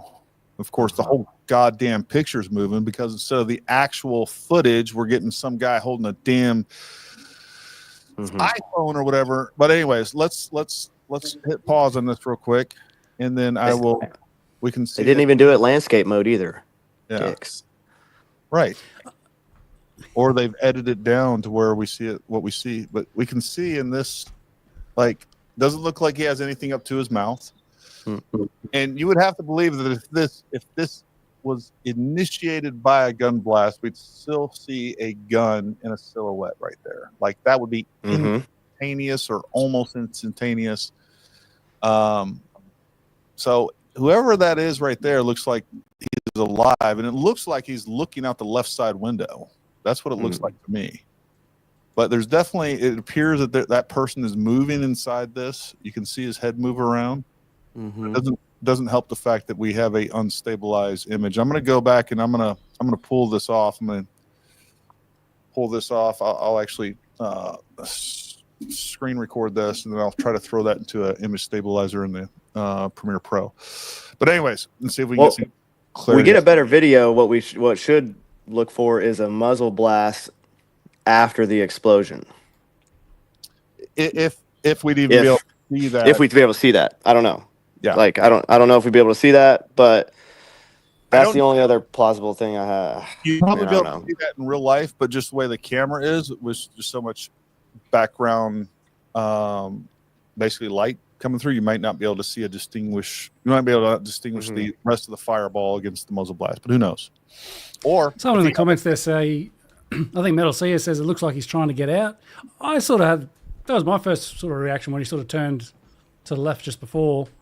But I don't know. That's a lot of because that could tie into the theory that he's locked in, and but that's a little bit out there. But here's what we would say: like, what would you do if I'll just ask you guys, what would you do if you felt like you number one, you reached for the door, you couldn't open it, and then a bomb goes off, and now you're engulfed in flames? What would you guys do? Oh yeah, I'd eat a bullet for sure. Well, no. On top of that, or if you really wanted to live, you'd be beating on that glass. We don't see that. You don't see anybody beating on the glass or trying to get out of there. He didn't die. If like that explosion, he did not die. It would have taken him a couple of minutes to die from the amount of fire that we have there, or at least within a minute, I would say. Well, the autopsy should show that too. Yeah, I agree. The autopsy should show burns or smoke damage to his lungs. 100%. Yeah. So once there's a lot of answers that we could get, and now it's up to whether or not we're actually going to get them. But hey, guys, I got to go. It's been awesome. I appreciate it. Hey, great. Thank you. Yeah, thank you for having me on, and I'm always around. Give me a holler. Thanks, guys. Sounds good. Yeah, thanks for coming. That was great. Cheers. Let's see what Langley Larper here says. If Vet emails you on New Year's, he's got fireworks showing his trunk, and you keep your mouth shut for 24 hours and rambles about Mexico, you'd be running to the feds. Yeah, maybe. I don't know. Like, maybe. I guess he didn't. Maybe he didn't. Yeah, take it too seriously. Yeah, and on top of it, like, he didn't really make any. He's like, I got this V-bid. I mean, that alone would, I don't know. I'd have to think about it, depending on how I felt that day. Do I trust a ramblings of a weirdo or the FBI more? It's actually a tough call. It's a coin flip. Yeah, exactly. I don't know if you wonder what you want to go on to next, but we haven't really touched on the tattoos and all that kind of stuff because they looked a bit funny. Oh, there was actually, there was a bit more. So if you will pull up those photos that Piper provided, because we did get additional photos. So I want to clarify the record on that. We did get more compelling photos that indicate that while the feds got it wrong, I got it right here if you want to. Yeah, you probably bring them. I'm pretty sure they were just from the presser. The ones at the press conference were incorrect. I'll play those again for other people, but I will share. Well, I got it right here. All right. So let me get rid of this. Okay, yeah. So we see here, this is a different photo that they were able to find of Matt, right? And we can see this image here. This does match this burnt tattoo here. It's going underneath his armpit. The photo that was used in the presser where the sheriff or whoever he was there in Las Vegas Metro Police, I guess he's the chief of police, I would assume. They pointed at the wrong tattoo totally. And I'll just bring that up again real quick. Video file. Yeah, because I think that picture on the bottom was briefly shown at the presser. And then where the top left one come from? Do you know? Neither one of those were shown at the presser. I'll show. This is what I I'm got pretty from sure. the presser. Nope. I'll show you exactly what he showed at the presser. This is what they showed at the presser. Both of these videos, pictures came from the presser, and they're not the same photos. So this is from the press conference that they gave. They said, hey, we found he had this tattoo from a photo that he had. And then they were like, we proved that it's his body because it matches this tattoo right here. All right. We can see that this is his armpit. And this is not the same image. It's not. Matter of fact, I got a side-by-side right here because I'm freaking squared away. All right. So we got a side-by-side right here. This is on the outside of his bicep, on the right side of his right arm. And this is the inside of his right arm over here. Now I was like, oh, okay, well, maybe we had so much, maybe the skin pools or does some crazy stuff as it gets burnt, but no, it doesn't. This is not this image, but we do have this one right here. And this is, I know it's hard to see, guys, and I can't blow this up, but essentially this matches, or this, from this picture, from Matt, I can never say his last name right, Matt Berg, we'll just call him Berg, matches this right here. But what the authorities gave us to confirm, that doesn't match anything. So, you know. If you jump to my screen, this is from the presser. It's sort of similar to that second one. That is from the presser. They showed that briefly. Yeah, yep, they did show. Okay. But yeah, it was mainly those ones. And yeah, supposedly that's the one on the stomach that the wife told him about or something. Yeah. Yeah, I don't know. Which we haven't seen any pictures or additional proof of that whatsoever. Which again, I don't doubt that that's his body. I'm just like the police and the FBI continue to do things in an incompetent way that is really depressing to know that our fellow Americans, supposedly the most prestigious investigatory body in the world, sucks as bad as they do. I'll just put it that way. That original photo you showed at the top of him when he was alive, do you know where that came from? Tattoo? I'm sorry, say that again. You know, the one that you're comparing his tattoo when he was alive? Do you know where that came from, that picture? At the top of, the two pictures, the one at the top. This one? I hadn't seen that before. Yeah. This came, well, Piper has it in our chat. This came from Piper, I believe. I got this out of her. This is in our chat right now. I just don't want to close this down. She did show another picture. This came off one of his social media posts somewhere. Okay. That's where it came from. Alrighty. So take that for what it's worth. I don't know where this is coming from. I'm just seeing. I'm going through you guys, and we're going to get. If you guys have questions and stuff right now, we're going to start hitting those. And I'll go through a little bit more intently and focus on you guys, the viewers. Interesting tidbit 2 says Green Beret pretending to know or be him on social media sounds like the beginning of the wrap of a smear tactic. I agree with some of that. Like there does seem to be elements of that, but if it is, it's just not well executed. That's the weird part of this. Watch for legislation pertaining to surveillance. I agree with that, or gun laws, or whatever else is going on here. It is very potential that we're gonna see Congress try to pass something like the Green Beret Surveillance Act. Like, we can never let these guys, anybody in special operations, just know that you're forever going to be under surveillance because you're a potential threat. F you. I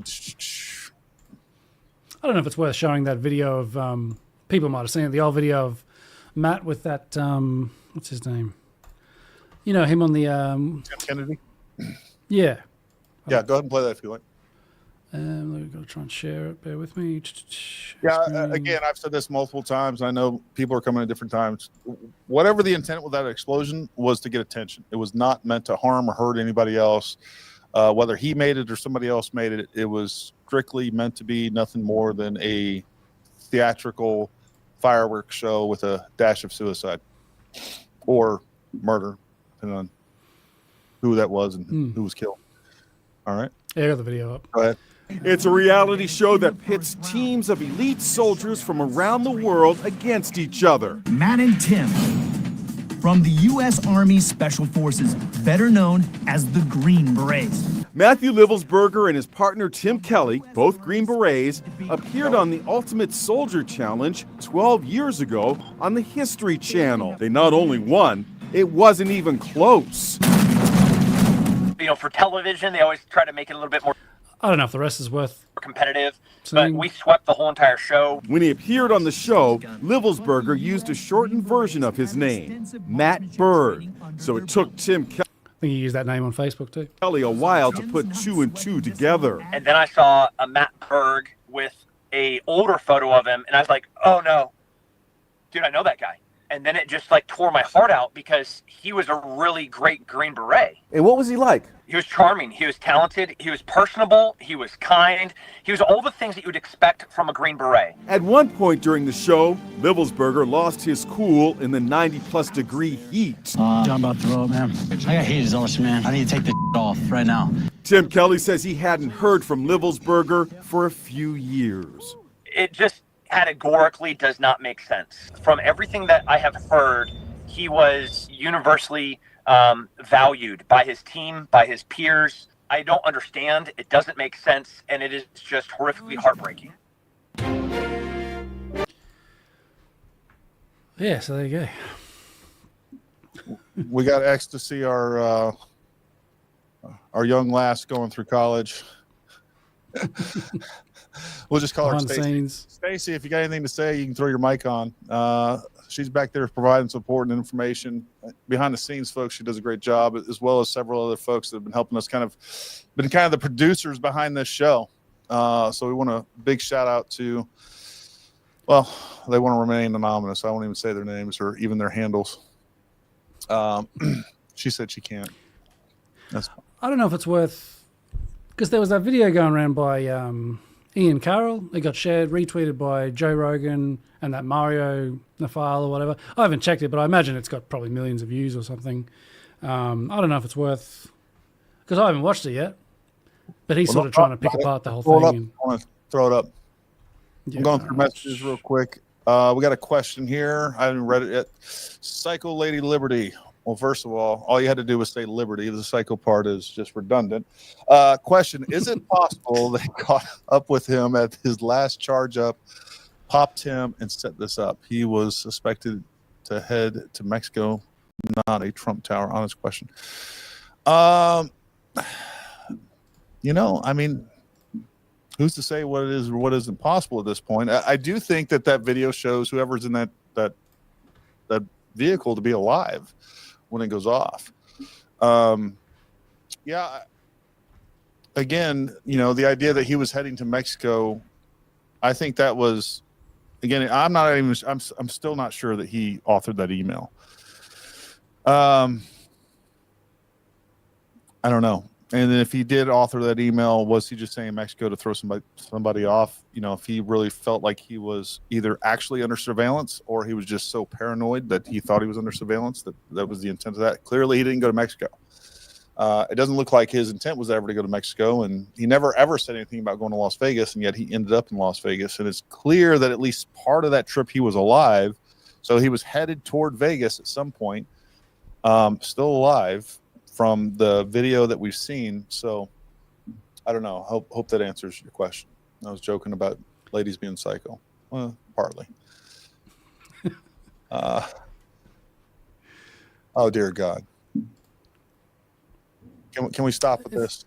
Guys, what's behind him is not an Illuminati checkerboard.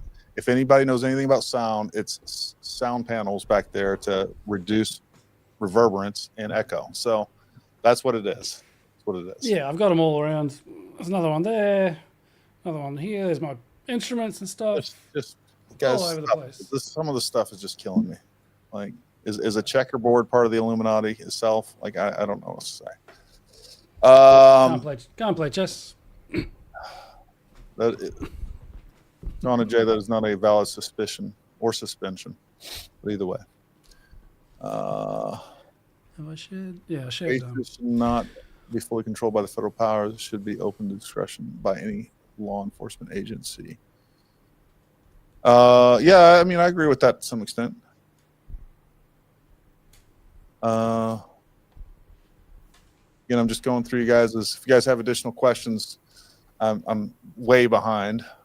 I'm probably about a third of the way down, or two-thirds of the way down the total thing. Christopher Dunlap says, great show. Thank you, man. I just don't think an accomplished man like that did that on purpose. Green Beret could have went real Rambo if it was intentional. You gentlemen have a great night. I agree that he could have definitely done more. I mean, if I was suicidal, I mean, obviously I have some capabilities that I could do some things. I don't know necessarily that I would, just because I could. And again, you know, if he just wanted to garner some attention to what he was trying to put out. My biggest thing about all this, I've said this, and I'm going to say this again, is he clearly had a message that he wanted to get out, and he died before it happened. That's the thing that bugs me. If he was really intent on getting his message out, the minimum he could have done is recorded himself, sent it out to social media, and then offed himself. That's what he wanted to do. It seems like he had a plan that he knew he wasn't from everything I've read, if what we see is true, it's like, I'm going out on January 1st. That's what everything reads to me, and regardless of what happens. So that's kind of what I'm getting from that.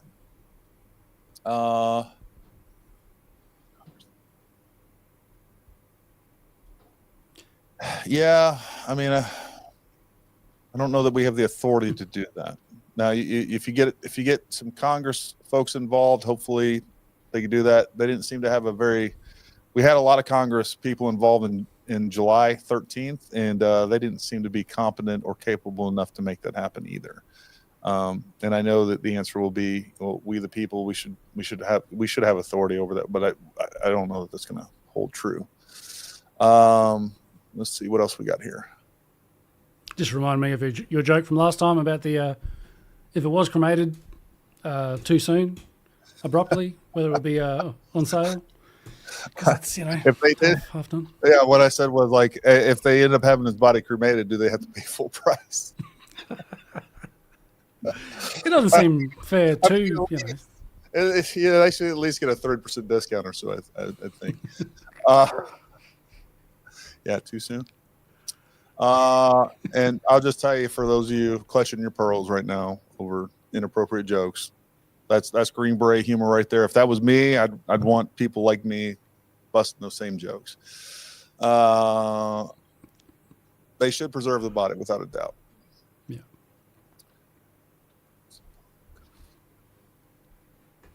I'll just go through and just start. Bubba J, somebody that wanted to release to the public could have been a reporter, could have been FBI, or LBSO's public release. One of the, yeah. Just a side note, you see Biden gave some medals to George Soros and Hillary Clinton. Yeah. Yeah, Cold War, I kind of agree. It seems like we should see some spatter and some splatter, but at least in the video that we have, we don't. I don't know. And they initially said he shot before the explosion. They since changed it to simultaneous. I suppose now they might say maybe the shot came after and we just can't see it, but I don't know. Yeah. It's very strange. I can't remember, and again, I can't remember if they said that it went out his left temple or his right temple. I'm pretty sure they said right temple, which seems weird if he's right-handed. I don't even know if he's right-handed or not. I mean, most good Americans are. You left-handed weirdos out there. Like me. Hello, left-handed. Are you left-handed? Freaking, I am, of course. Left-handed? Obama? Don't you remember that? Why, this is a left-handed guitar. Yeah. Thank you very much. Oh, God. Is that a left-handed checkerboard back there? That's the real question. Yeah. No, I just went with the right-handed one. Left-handed one was extra.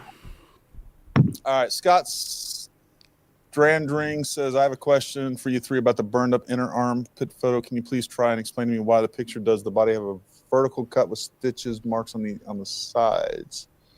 I don't see any stitches marks. Luckily, I still have that right here. We see what looks like the skin splitting on the right-hand side here. That is very common and I'll tell you, I've seen a lot of burnt up bodies, and the skin splitting at different seams like this when they've been burnt is very, very common.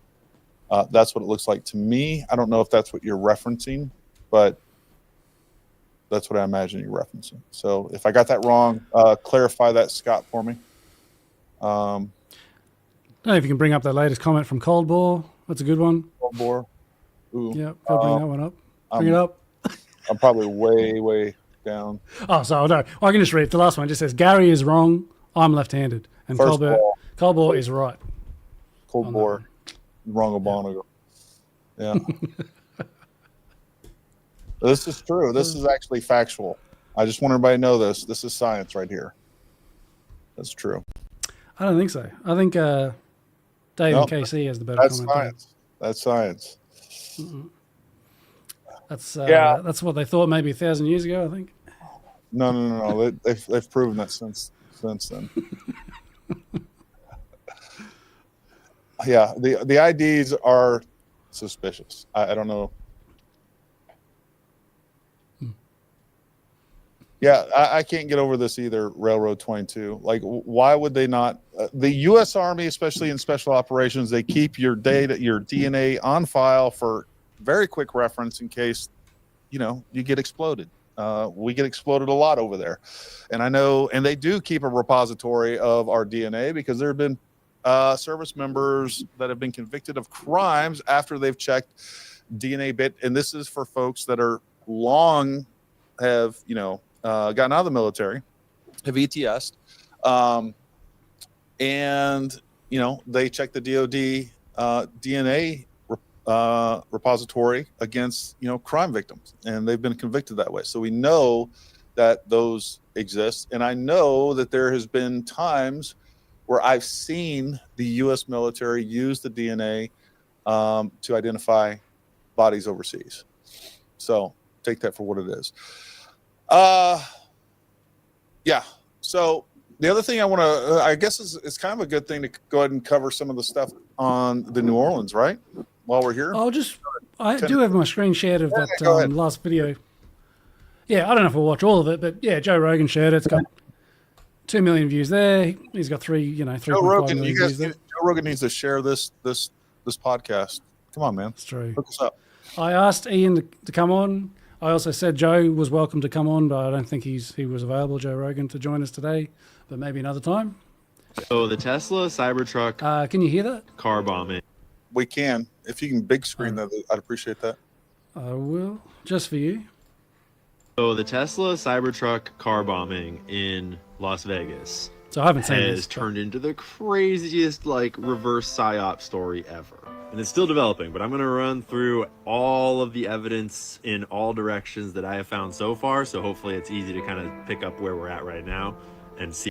So it'll be interesting to see whether he mentions things that we've mentioned, how he interprets them, if he's got other information. Well, if he's worth a damn, he'll mention some of the things we mentioned, but he's also immediately going in with, hey, this is some weird psyop.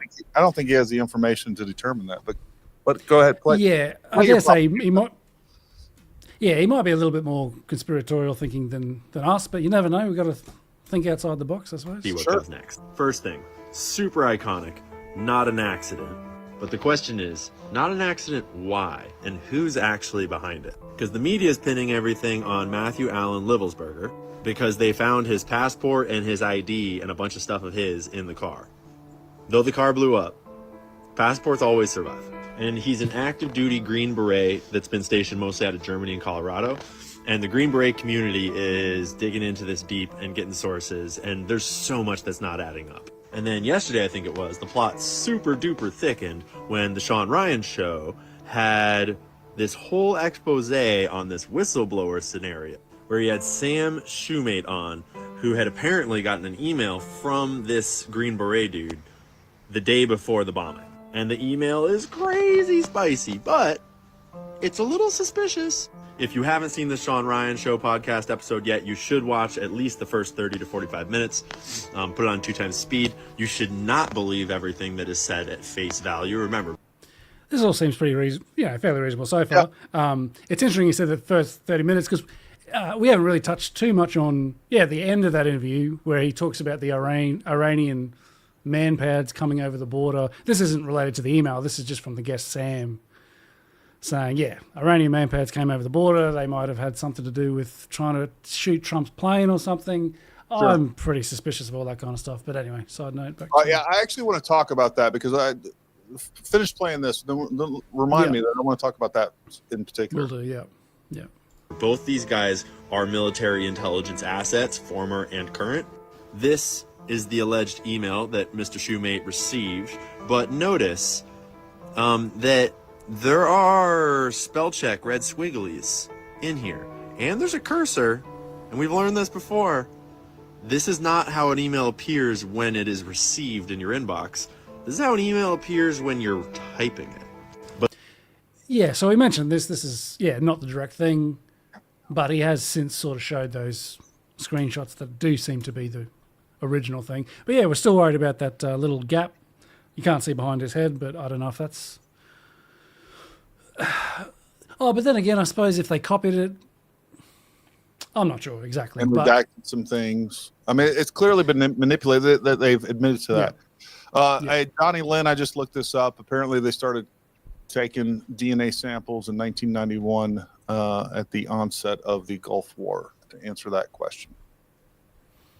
But this is what the Sean Ryan Show put out as the email that was received, allegedly. And it alleges that the drones over the East Coast are Chinese tech and that they could bomb the White House at any minute. And it's like this whole, basically it alleges that World War III is about to happen between the US and China, and there's nothing we can do to stop it. And he's like trying to be a whistleblower to like stop it. But if this email is real, it's like the perfect food for the military-industrial complex and for World War III warmongering. But it gets weirder. So the Las Vegas officials and the FBI, who are totally trustworthy, have been assessing the scene. Hey, Gigi, don't do that. Stay over there. That's where they found the passport. They also found an incinerated Desert Eagle, which apparently he used to shoot himself in the head before the explosion. It was dropped on the floor right in between his feet on the... Yeah, dropping on the feet, I found, maybe that staged, maybe that really happened. But yeah, they initially said he was shot before, then they said simultaneous, but it doesn't look like either of those things are true. And the only possibility seems to be shot afterwards, which I'm not sure that's plausible either. I also want to say, driver's seat. Also a scientific fact. Thank you for providing that, Ghost Cubic. See, we have so many people providing so much context to everything we discuss here. That's what I love about doing these lives, man. Sometimes you just can't. I mean, I love the chat, but sometimes, you get it's a mixed bag. I'll just put it that way. All right. And if you know anything about how powerful these guns are, and you imagine shooting yourself in the head with it, and then it dropping straight down instead of like just flying into the who. Not to mention that no one has reported any report from a gun. Hey, this guy is not a firearms gun. So yeah, that didn't seem right. I thought it would be more likely to go close to him than on the floor, but I'm not a guns expert either. I mean, where do you think the gun would end up? Pointing it in his mouth, he's probably pointing it in a upward angle. So if it was good, you would definitely get recoil. It's going to go down. Not going to go flying off into space like, oh, suddenly it's in orbit. I mean, just stop it, dude. Yeah.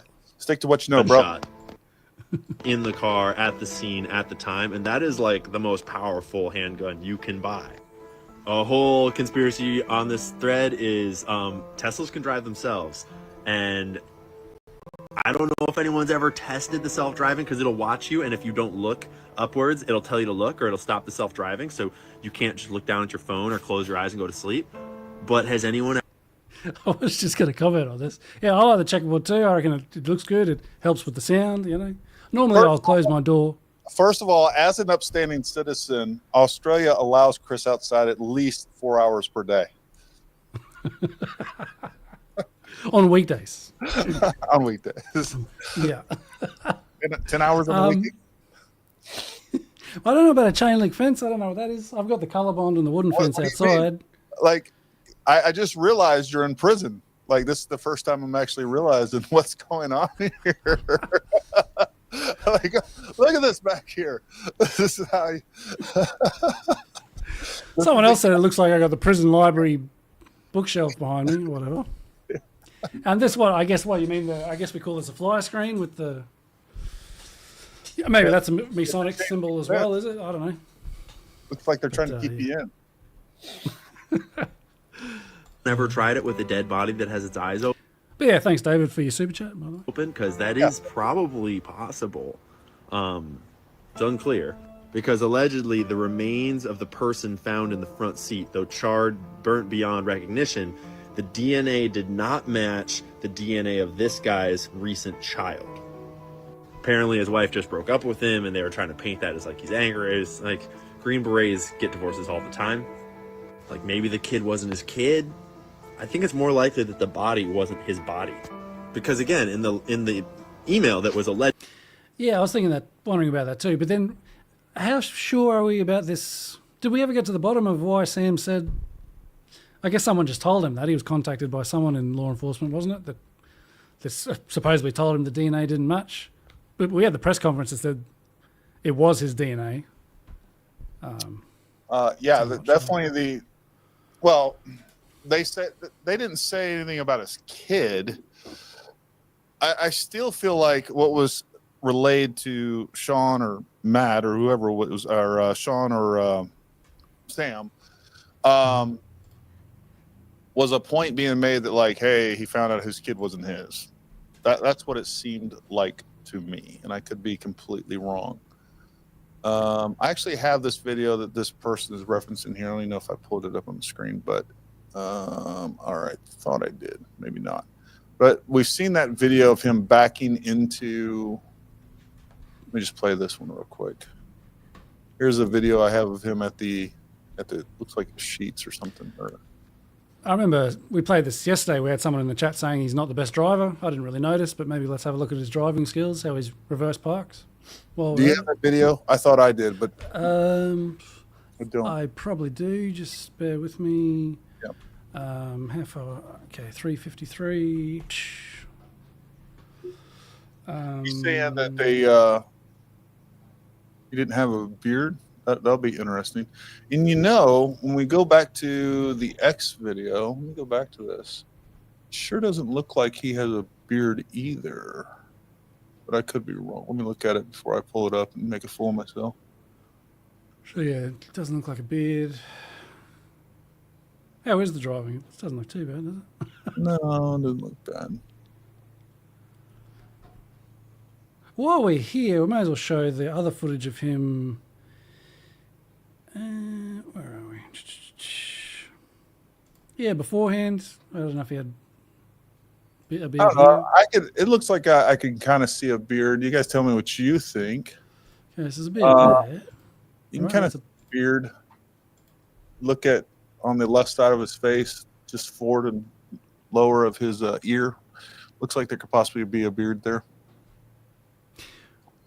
Well, if there's a beard, because it doesn't look like there's a beard just beforehand. So that would be, I don't. The one where he's reversing, he doesn't look like he has a beard. Oh, you're right. Yeah, so I'd hope there's no beard on the other one, because otherwise that's weird. It's tough to say here. Yeah, that is hard to. Because that frame, that mark could be something else. Yeah. But if the footage of him at charging at the Tesla station looks like he does have a beard, so maybe he just shaved on the day. But then, if he's got a beard in the car, that's a problem. But I don't think I don't think he definitely has a full beard at the Tesla station. At Carl's Jr. and they show another one of them where he still has a beard. Have they said anything about him actually getting a hotel anywhere? I haven't heard, no. If you jump back to my screen, while we're there at the footage, our ecstasy with an eye, she sort of pointed out, she was wondering about the red light that he had on his hat or helmet or something. Was it no, red light? He picks up a handheld red light. I don't know. It's that doesn't really seem that weird to me, but you can play it. No, he's got a headlight thing. So he's got a light right here. It's a handheld red light. So in the military, like we always use red light everything. So if you had a red light, and that may even be a red/IR spotlight. But I actually saw that before. I didn't really think anything of it, but I was like, oh, that'd be really cool to have something a little more of a larger flood light. I bet somebody could find that. Let's see, red spotlight handheld. Apparently just before, he's just got the yellow shirt. Yeah, Nate was saying that's a fireworks t-shirt. Cat fireworks or something. Which one? I was looking at the screen. Oh yeah, it looks like a black on our stream yesterday. Yeah, Yeah. they're firecrackers, black cats. Oh yeah. So. Of course, he just spent a bunch of money on fireworks. They may give him a free T-shirt. Yeah. I mean, that's not even a joke. I mean, I'm like, that's legit. Yeah. I could have. Yeah, there's no mention because they mentioned he bought the guns, but no mention about buying fireworks or whatever. They did. They did in the Did press they? conference. Yeah, in the press conference, they mentioned that he bought fireworks at. I think he said he stopped at a couple different locations, if I remember correctly. I didn't remember. All right, I'll take your word for it. You better. That's freaking. Yeah, all right. I will. Definitely solid. You know what? Bring back. Go back to that frame where they actually had the spotlight. Oh, you freaking failed me. Well, I thought. You know, I'll take a screenshot of it so I see it. What part are you looking for? Just where where he has that spotlight laying on the back of the. There it is, right there. Hold on. That's probably the best we're going to get of it. I will take a screenshot of that. All right, go ahead and do your thing. All right, I will. Yeah, I might as well finish or at least watch a bit more of the Ian Carroll video. Tesla Cybertruck don't dread gains of the person found. Apparently, his wife just broke up with him, and they were trying to. It's very clear that he's not planning to kill himself. He's planning to escape to Mexico and to do this whole thing in order to bring attention to this and to whistleblow and to be taken seriously and to get this out to as much news and publicity as possible and then escape to Mexico. He says it 2 different times in this email. The trunk was loaded up with all these crazy fireworks, and there was some gas cans in the cab that caused the explosion to it's a little unclear. But it seems like the explosion was intended to not cause a bunch of death, but just to cause a scene. Like, he chose a Cybertruck, which is bulletproof, like the worst car to build a car bomb in. And then he filled it with fireworks instead of he's a Green Beret. He could have built a real high power IED that could have blown the building up, theoretically. And then he says in the letter that he's trying to keep a low profile because he's being followed and they attempted to abduct him, but also that he's trying to keep a high profile because they know he has this IED, this car bomb rigged up. And so he got a Cybertruck, which is why would you get a Cybertruck? The police have had no trouble tracking the Cybertruck both in Las Vegas on CCTV footage and on its supercharger route across the country. The police said that they have tracked the purchase of the firearm, specifically the Desert Eagle, back in Colorado. There's a 3-day wait on purchasing a firearm in Colorado, so we had to have initiated the purchase 3 days before leaving Colorado to come to Las Vegas for this event. But then in the email, he gives as confirmation that he is who he says he is. First off, I'm not under duress or hostile influence or control. My first car was a 2006 black Ford Mustang V6 for verification. Well, people verified. People pulled his vehicle records, and actually he has never owned a 1996, was it? Ford Mustang, or a 2006 Ford Mustang, but his first car was a Ford Mustang, just totally different year. So it's not really could be that because it's 30 years ago, it's his own car 20 years ago and he just forgot the year. It could be why would you put the wrong verification in? You'd think if it was someone else faking the letter, they would get the right verification because they wanted to get verified. You think if it was him, maybe he misremembered it, maybe it's an intentional misverification. People are oh, maybe it was in his parents' name because everyone's first cars are in their parents' name. Well, people pulled his parents' car records too. Check out Landry22 if you want to see those on X. But then the Las Vegas police, the officials, released manifestos that they found on his phone, which was charred to oblivion. But they found these manifestos that this one is basically yo, all military personnel, go and take the Capitol right now. It's really unhinged and it's interesting. Yeah, you got those 2 notes. They themselves seem kind of different. The first one you read, you sort of said, yeah, it makes a lot of sense. But then this one's a little more, extreme.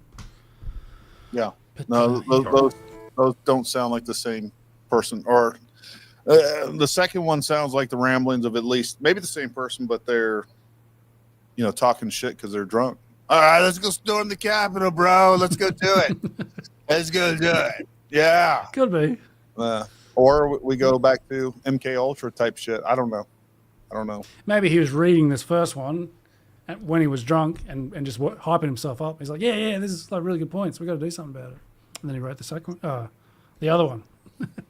Yeah. And the other one, like, it's just like screenshot and read if you want. Like, the other one is just so weird. That's not that weird. That other one. That's the one you read where it's like, yeah, we got problems with this, that, and the other. We got to. I mean, that looks like an email that I would write. I'll be honest with you. I'm 100%. Yeah. So I don't know. As you said, I think you said at the start it was pretty based. So, yeah. I mean, Ian's pretty based, but maybe not as based as us. All right. Then they released like video from his Tesla Cybertruck at the supercharge station that they said was in Las Vegas, but the internet has sleuthed around and pretty much confirmed that actually that was not in Las Vegas. It was in Arizona because there's a Carl's Jr. Next to the supercharge station. They were looking for photos where there's a supercharge station and a Carl's Jr. and it's in Kingman, Arizona, which is that stop right there before getting to Las Vegas. Plus the Green Beret chatter on YouTube and X and everyone in the Green Beret and like Special Forces communities that are commenting on this saying it does not line up at all. Like he did not have the expertise to understand this kind of stuff about drones. He did not have. I do have a video saved by Matt Tardio, but I haven't watched it yet. But he's sort of going through and apparently debunking the email, but I haven't watched it. The clearance. Who's apparently a Green Beret guy. He wasn't even like stationed in the places where they said he was stationed. It's all very sus.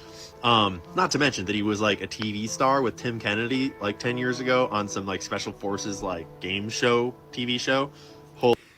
Not exactly a TV star, but yeah. Whole other funny rabbit hole. Yeah. But a bunch of guys know this guy. Like a bunch of people on the internet right now have done operations and missions with him or trained with him or been stationed with him. So there's a lot floating around. And I don't have any answers. I don't know what's going on. But one thing that we can all agree on is that if the evidence starts pointing towards a war with China or a war with Iran or a war with Russia, it's probably the deep state setting you up for that war. And if I had to guess right now, here's what... Was there anything sort of Russia related in there? Maybe I'm blanking. I don't think there was there? China, fair enough. About is, well, I may be conflating the two, but he did talk about Ukraine. Not necessarily, I don't think he said anything about Russia in the first. I mean, we can pull it up real quick. Yeah, he said there should be a settlement or something. Yeah, I do want to point out, like, this is something I pick up on guys like this that are going to get a lot of views for videos like this, is they exaggerate these key points that make it sound even more suspicious. And it irritates the shit out of me because it's very obvious to me what he's doing. And then it's obviously not very obvious to the average person because they share this shit, and it's just a little bit of exaggeration here, a little bit of exaggeration here, and next thing you know, we got a video with 10 million views, and it's all horseshit. But but there's enough to where it's like, oh, I got most of this right. There's enough plausibility to pretend to maintain some integrity. At the same time, you did a lot of exaggeration in just the right spots to get a lot of views, and it irritates the shit out of me.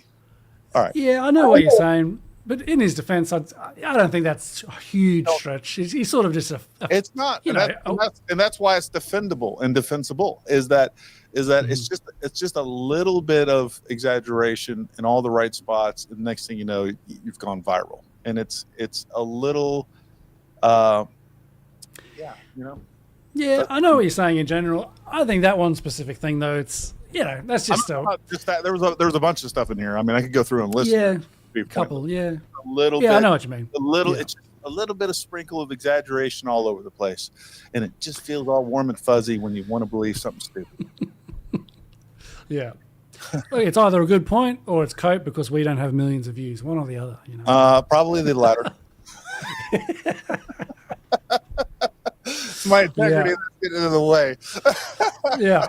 That's exactly it. That's what I tell myself all the time, and it's mostly true. Okay, it's mostly true. But at the same time, maybe we should take notes as like TV star. Maybe that's a better way to put it. Yeah.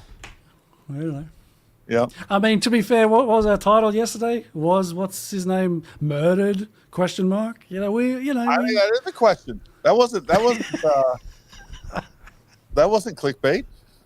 I mean, it's a real question. I still have that question. It is a real question.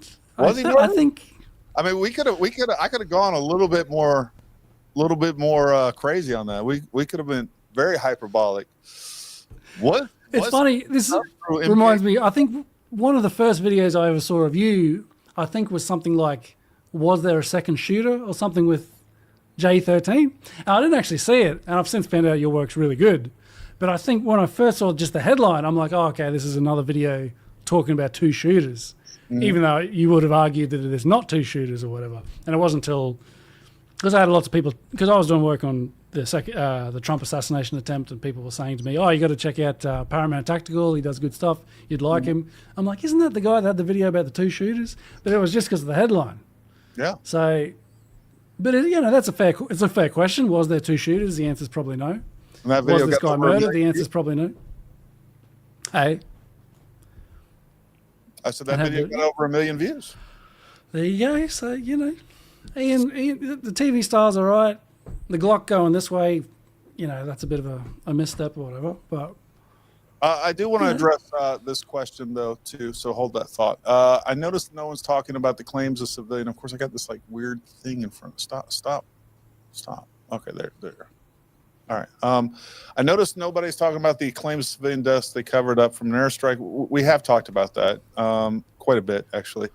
And then in Afghanistan, or the gravitic aircraft technology. The reason we can't talk about that is because we have no other information on that. We can sit here and hypothesize all day long, but we have no stuff. I mean, those two parts of it, of that email specifically, are what give me the most doubt that this is actually the guy sending the email. I don't know why those were even brought up. We've talked about it at length. I don't know when you showed up here. I'd rather be skiing. Maybe you were off skiing, but we were here doing work. But we talked about the fact that, if he was a Green Beret, there's almost zero chance that he had access to that particular technology, information, or anything else. Maybe he stumbled upon something by chance. That's always a possibility. But there's just no evidence of any of that stuff. So, we can talk about it, but we'd literally just be spinning our wheels and wasting our time. And yeah, it's fun. It is interesting. I love, I'm a UAP nerd, have been for a long time, since the 80s, bro. Been my jam. I've read every book on every freaking crazy UAP sighting. Whitley Street. I used to watch a bit of Stephen Greer back in the day. Good stuff. Interesting stuff. AM also brings up a great point. Gary is right. Chris is left. Yeah. I don't know what that means. So when people are saying Gary is right, they must just be talking about you being right-handed, not being correct. It makes more sense that way, actually. Exactly. But with the previous comment you had up there, notice nobody's talking about the gravity thing and the civilian deaths. We sort of mentioned the civilian deaths, but I think more importantly, civilian deaths, the United Nations talked about it, and there was reporting on it, and that's another reason why it doesn't really sort of make sense, because I haven't looked all the details, but I guess they blew up some factory. They said the Taliban was using it to produce drugs or medicine or something. Yeah, drugs. Yeah, and that's interesting. I always thought the Taliban was hardcore anti-drugs. Wasn't there that meme of opium production before America got there was down, but then they got rid of the Taliban and it came back? That might just be a meme, but anyway, tangent about drugs and the Taliban, I don't know. But they argued about whether it was a military target or not, and the UN said no. So that's just another reason why it doesn't really make sense that he's blowing the whistle on anything, because, I guess unless he had something else to add about that, but I'm not sure about Steven, that. you better hit that like button 3 times, you son of a... Yeah, because you don't want to unlike it. Okay, so it's got to be an odd number, right? You want to like it and then unlike it. Is that how that works? If you don't like the video, you hit that one twice, and that's a super unlike. My educated guess is we killed civilians who weren't cool with the unrestricted opium production in Afghanistan. 9% of the heroin growth goes to Russia and China. Please mention this. I don't know why we killed. Look, there's look, the opium production in Afghanistan is a very complex thing, and the military dipped its toe in there, in and out of it many times. I was in Afghanistan from 2009 to 2010, about 10 months there. That was my only tour in Afghanistan. I did 2 tours in Iraq. So that's complicated over there. And the other part of this is, I don't know, I have to look into all this, but more importantly, let's just keep it relevant before I go off into a tangent. The point is that the thing that he's bringing up in this email has been looked at. It has had major media attention. And if there was nothing done then, there sure is not going to be anything done now. And I think he would understand that. Yeah. Yeah. Yeah. Did you want to finish the last? I think we got like 1 minute left of the. Why not? The video that surpassed all of our efforts. Another million views. What I would guess was going. Everyone subscribe to Ian. You need some more views, all right? The military-industrial complex is learning as we go, and they are wise to the way this world works. And seeing how X has debunked all their other bullshit this last year, I'd bet right now it looks like they decided, what if we need to start our psyops using the decentralized media space as our patsy, as our pipeline of information to deliver the information so that the internet thinks it's real. So the internet thinks it's coming from inside the house, right? And so they concoct a situation in which a known and trusted and verified internet sleuth, this dude on Instagram, who is like a military whistleblower, like hub. He's like the dude for Is this Sam he's talking about? Yeah, I think he's almost Sam. Military whistleblowers to go to. It makes sense that this guy would go to him. And so they concoct this email that goes out to him. And they can. Well, I guess technically he went to Sean first, and then 2 days later he went to Sam. But anyway, Sam saw it first. Concoct the scenario whereby it looks like either they got this guy and he's on the payroll, like this Green Beret guy is like in the op, or they captured him and are using him as a patsy, as the fall guy for the op. And it looks like they're feeding the information out into sort of vetted social media decentralized channels so that we are the ones producing the PSYOP ourselves. And it's just the source information that is actually manipulated. That is what it looks like right now. And keep your eyes peeled, stay frosty, don't believe a single fucking thing you see. And if any of it points to war with Iran or China or Russia, even if it seems credible, it's fucking not. Doesn't matter. We're not going to war. Fuck that shit. So the test. See, to me, there might be some things to pick apart there, but even just that end of like just be on the lookout for this, that, the other, and let's not go to war with China and Iran. I approve. I approve this message. The best disinformation gets mixed with real information. Going back, I almost forgot to talk about this. Going back to Sam, when he talked about the manpads coming across the southern border, I got to be honest with you, that really jumped out at me as completely irresponsible to relate for. Chris Dunlap, we'll address this question in just a second. Or a comment. That was very irresponsible because that is something that's been going around the internet for a while. It was actually brought up on, we had Conservative Dad on. He brought that up. I had heard of that as well. And I think that is total, utter horseshit.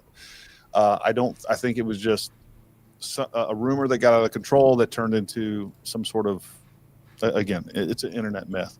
And for that information, for him to share that information unverified, and he sat there and played around and clutched pearls and did all this dramatic, like, I shouldn't even, no, you shouldn't. He's like, I shouldn't even share this because it's unverified. This goes against everything I normally would as an intel officer. Well, guess what?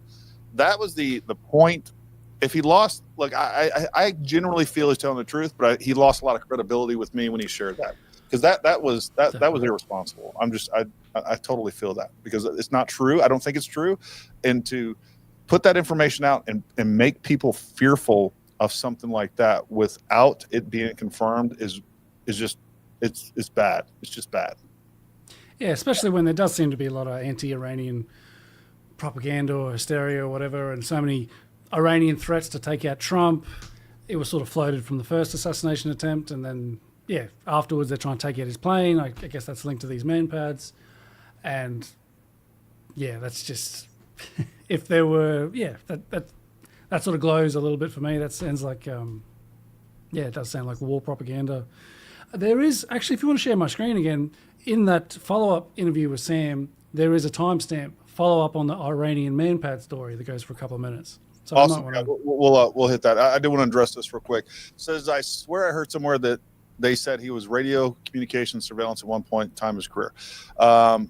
Now, what type of surveillance style? I don't know. Maybe using drones. So let's just get this straight and make sure that we understand. On a SF-ODA, Operation Detachment Alpha, or if you are in SF period, a Green Beret, all right, there's several MOSs that are going to be on every team. 18 Bravo, which is a weapons guy, which is what I was. 18 Charlie, which is a engineer. Really what he is he's our demo guy. And really what he is he does inventories. That's what he really does. 18 Echo, which is what Matt was, which is a communications guy. So we have 2 of these MOSs each on a team, on a 12-man team. So we have a senior and a junior. And then a 18 Delta, which is our medics. And then we have 18 Zulu, which is our team sergeant. We have an 18 Fox, which is our intel guy. That could be somebody that switches over. 18 Fox, 18 Zulu, you were a prior MOS before you went to that. And then we have our 18 Alpha, which is our team leader, which is typically a captain. Not typically, he's a captain. And then we often have a warrant on the team as well. Sometimes. I never had a warrant on any team I was ever on.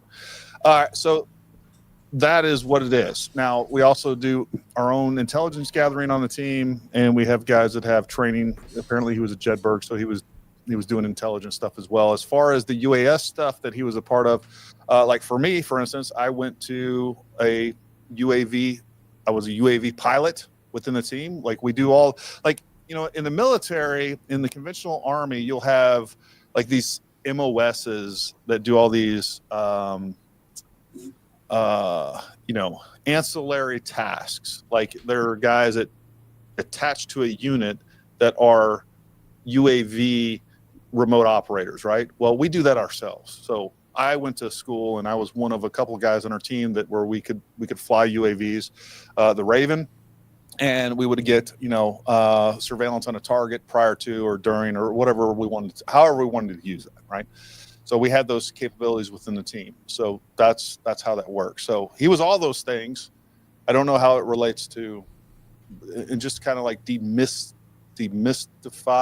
I guess, kind of what I'm reading in between the lines here, just so that we understand what a 18 series or SF or Green Beret guy does. All right. Yeah, shared something. All right. Yep. So go ahead. Back to what you were saying. Alrighty. Through and spell checking. Yeah, so follow up on the Iranian manpad story.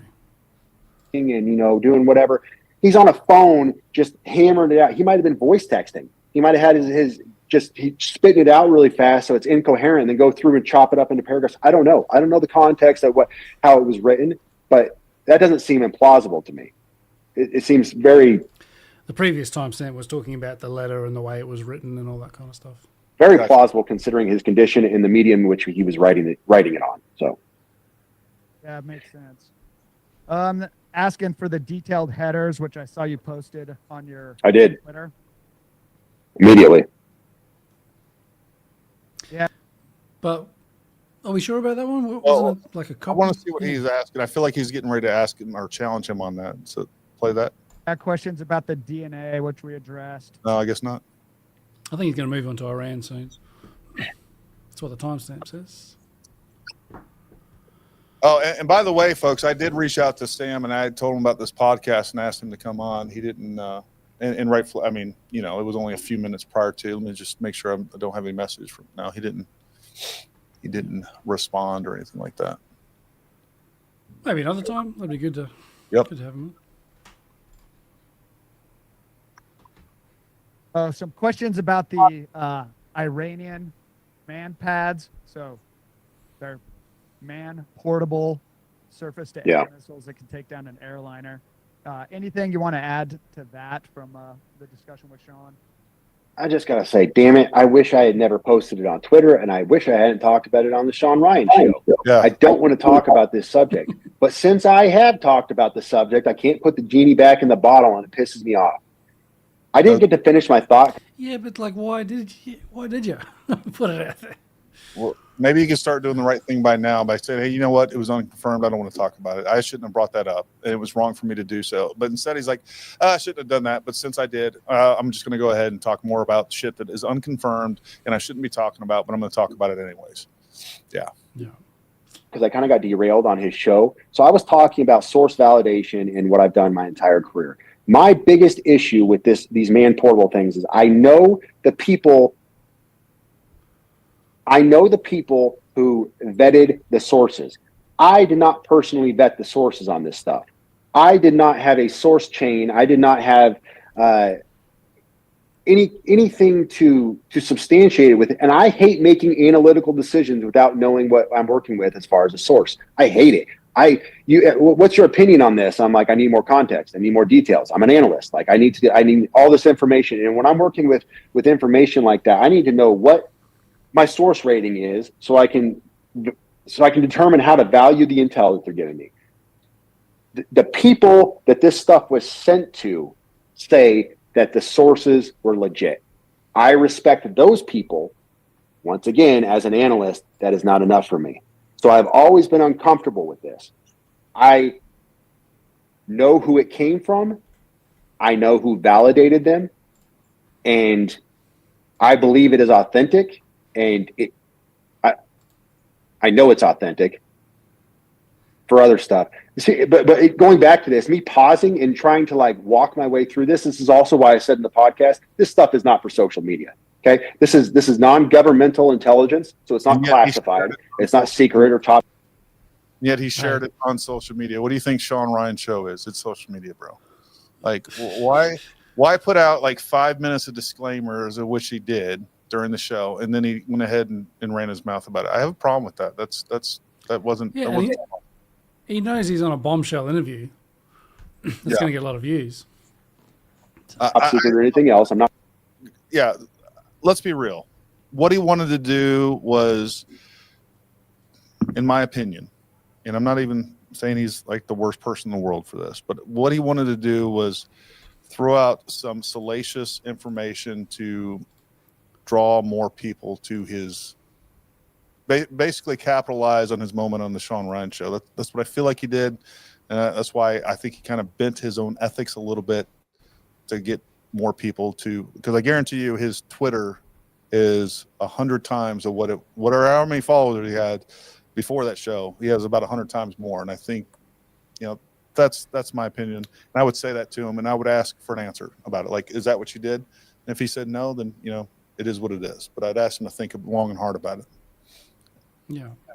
Not putting out classified information. This was acquired by private citizens. However, I'm uncomfortable talking about it because it falls into the spectrum of stuff that just is not meant to be handled by your everyday citizen who doesn't understand the context of what you're putting out. So I have regrets. I'll just put it that way. But I don't distrust the information as well. So yeah, and I think what people were concerned about is false flag or people ginning up, narratives that could be used to support war against Iran, stuff like that. And they should be. Caught people's attention. Okay, so let me tell you this, and I'll just put this out. Since I've already said this much, I do not believe there Iranian sleeper cells or anybody else. And just because it says Iranian manpad, that means it's made in Iran. That means this came from Iran. Doesn't mean that they're the ones handling these tools. I believe there are some friendly folks south of the border. I'm going to catch myself a Colombian necktie for saying this. But isn't he still sort of saying that they are here and he's sort of confirming it? And he's also like, oh, they might not. And then he's also adding drama to this. Is what I'm talking. See, this is the thing that I don't like. Is when we start sprinkling these little bits of drama. I'm gonna catch a Colombian necktie for saying, like, just shut up and say, like, I don't know. It bothers me a little bit. But I believe. Yeah, while we have this pause, I just want to throw this up here. Now we're being divided and fighting among each other because we're being kept from the truth. I don't know what you're referring to specifically, Brian, but I do want to say that if that's the case, then that's a choice between the people. I don't know if we're talking about people in the comments or just in general in this. But what I do see very regularly, and something that Chris and I have experienced when we've delved into the Trump assassination attempt, is that there becomes a doctrine or a I don't even know what you want to call it, but you know, it starts becoming religious in nature, and we start seeing these different denominations of maybe a conspiracy theory or whatever else is going on, right?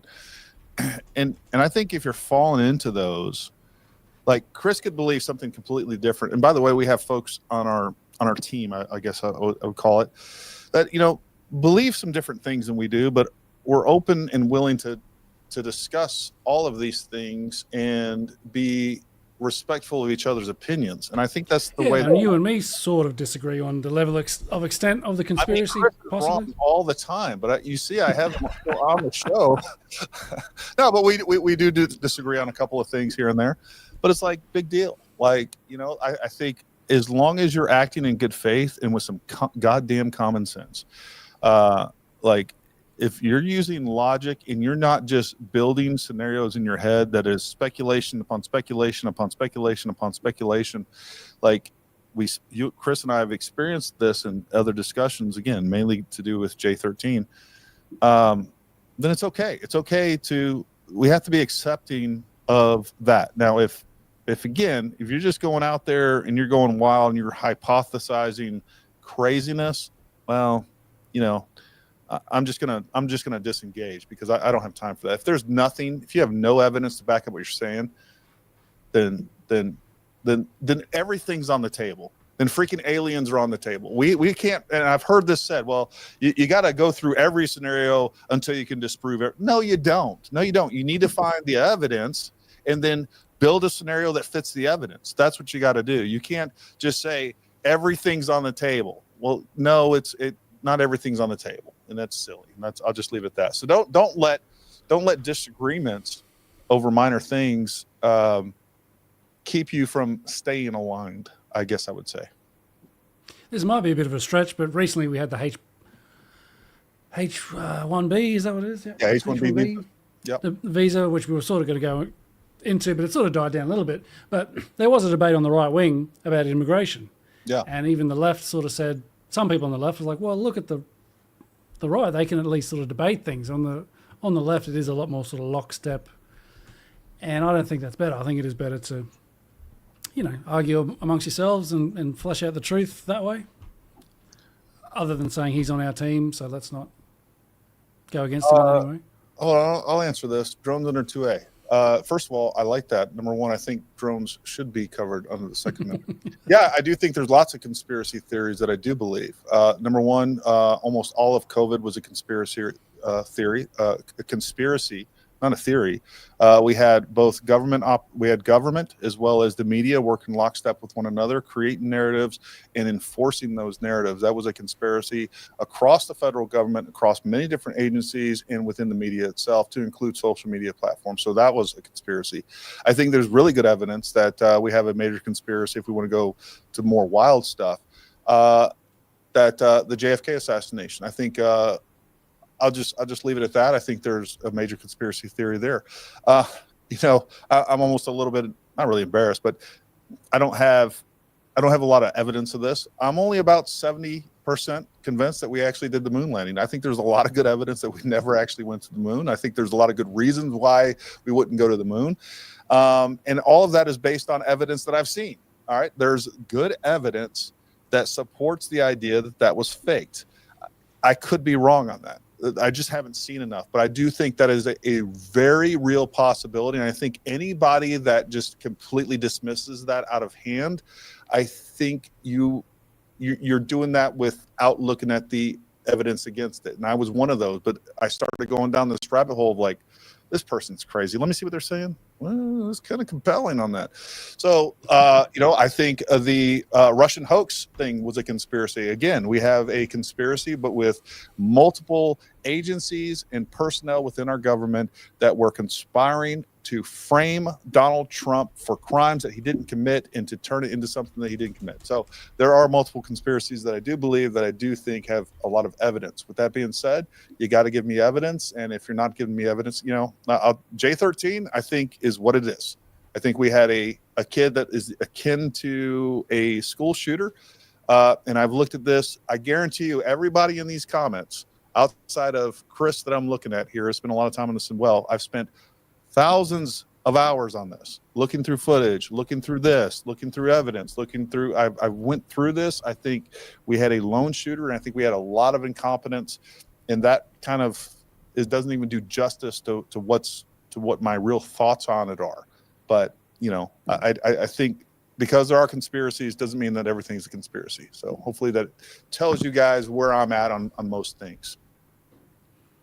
Yeah, and that's like the issue on J13. We might, well, I'm not even sure yet. I'm still sort of researching, but I am open to a bit more of a conspiracy beyond just incompetence. Yeah, we've sort of talked about this kind of stuff before. And I do think, let me reframe that. I do think there's a conspiracy on that. I think there was a conspiracy to intentionally, knowing the threat levels that were available or the threat levels that Donald Trump was facing. I think there was a conspiracy to withhold assets and protective details, and I think they knew it was just a matter of time.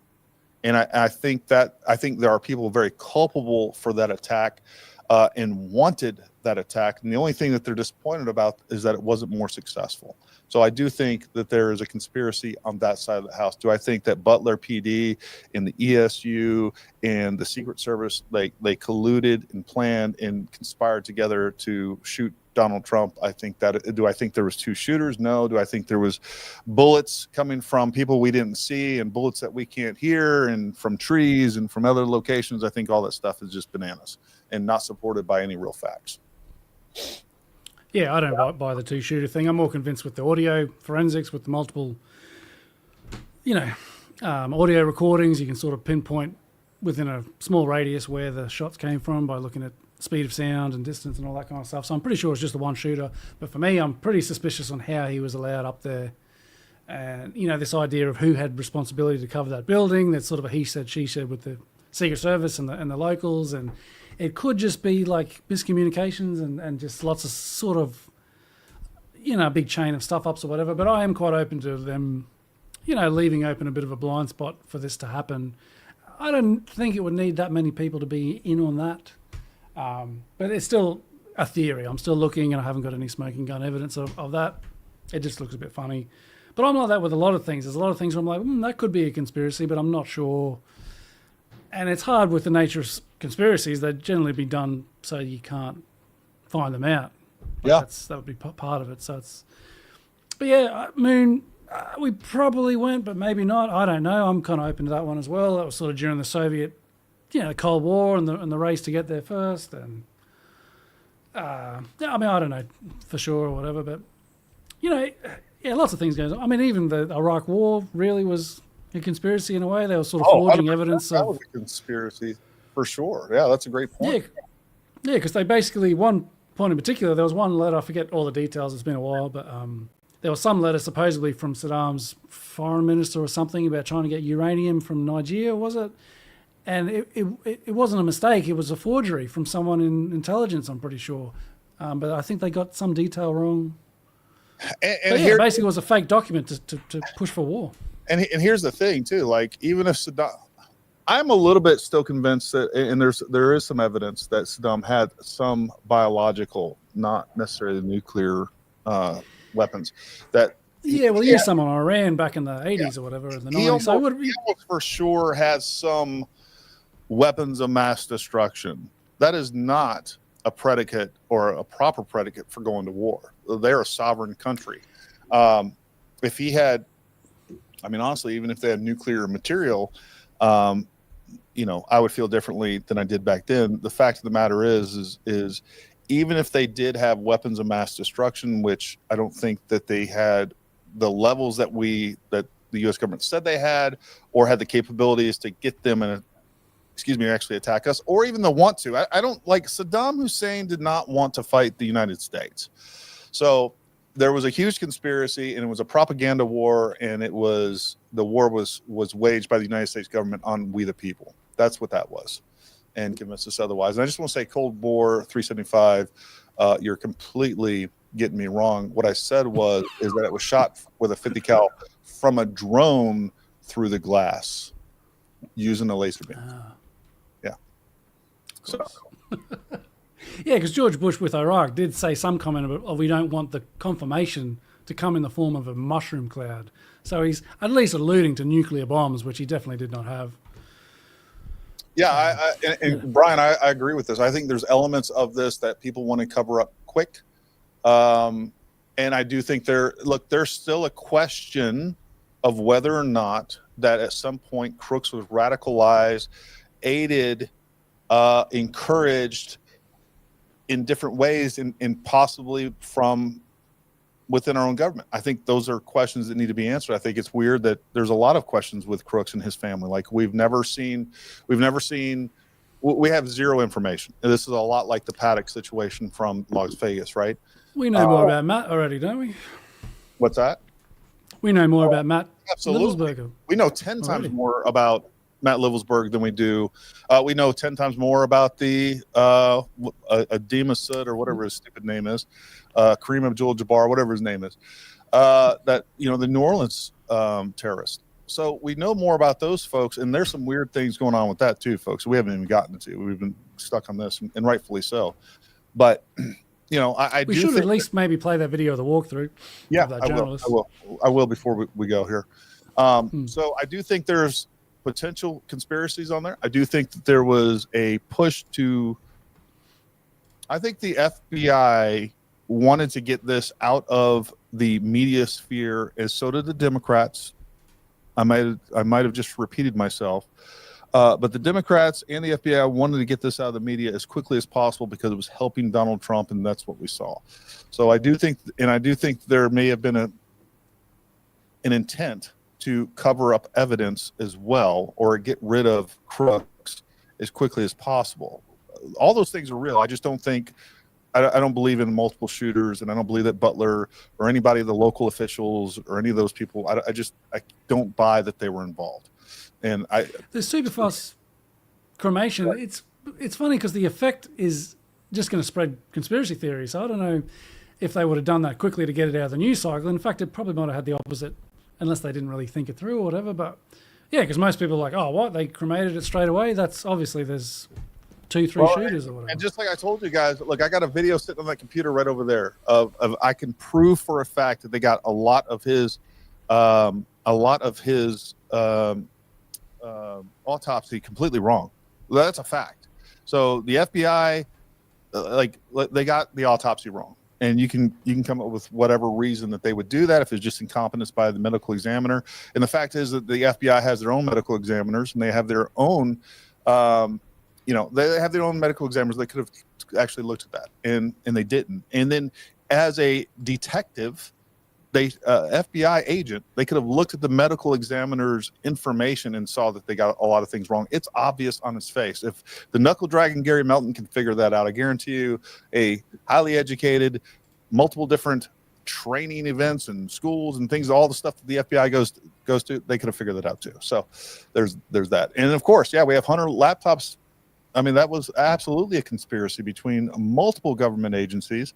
And then we had all of these IC community folks that came out and said, no, this is Russia disinformation, when it was just American disinformation being put upon us by our own intelligence agencies, which those guys should be in jail right now. Guys and girls, they should be in freaking jail right now that they put that information out, but they're not. They're never going to be held accountable.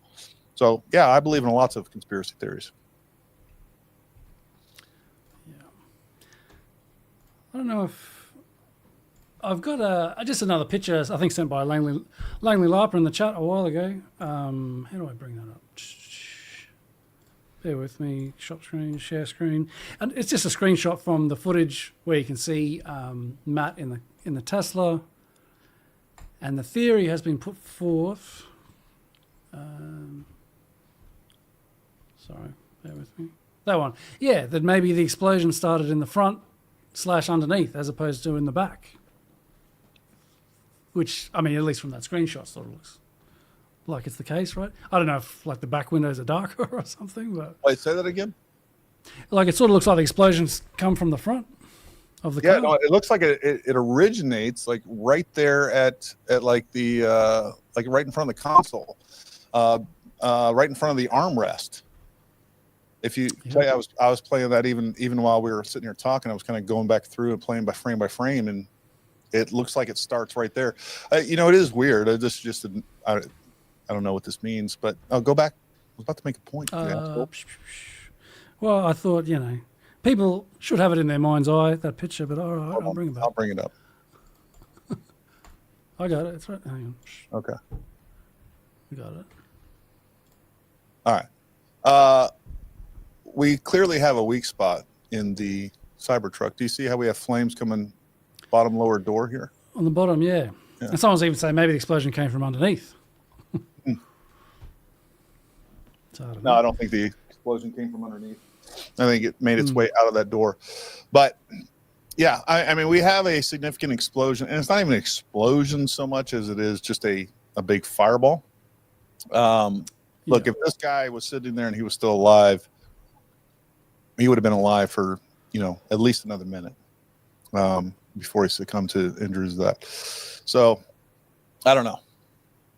Oh, yeah. 100%. I also believe that you talk about conspiracies, man. I think the 2020 election was the biggest fraudulent event put forth on this nation that we've ever seen. I 100% believe, to my bone, I would bet everything I own that Joe Biden did not win the 2020 election. So write that down, YouTube.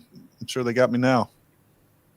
I mean, even if you just look at the mail-in ballots, the percentage of all previous elections, what to go from 20% to something crazy? There's 15 million. There's 15 million votes missing from every other election other than that one. There was a 15 million bump in votes in 2016 or 2020 rather that we've never seen before. We haven't seen since. Biden's just a rock star. He just brings everyone out because they just love him so much. You're not wrong. More than any other president in history, right? 100%. Most votes. So, what else was I going to... Oh, yeah. I don't know if you want to see the... where are we? Yeah, the video of the... I'll start keying up the walkthrough video of that guy's house. Yeah, that's what I just shared, actually. I got a couple other things, too, for that. That is pretty good. Including that he has actually I may have never let me see this.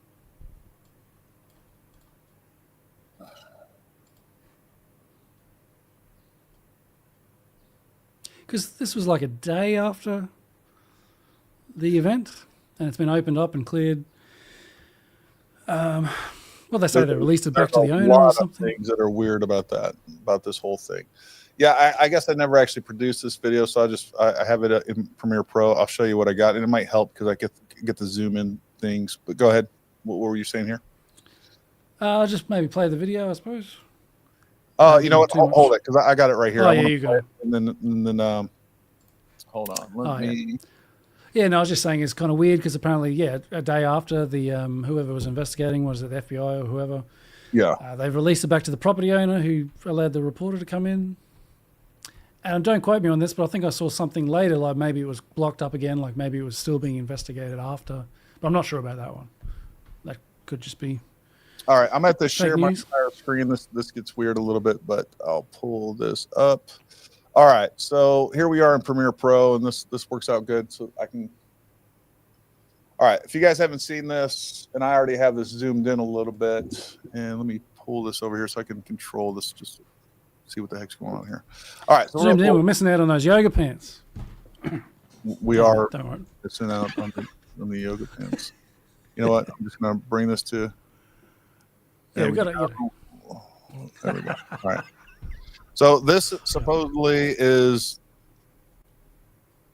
and I'll boost the audio a little bit here. I don't think we have audio. It's not coming through. It's not coming through? No. Well, I don't know if you want me to go back to me or... No.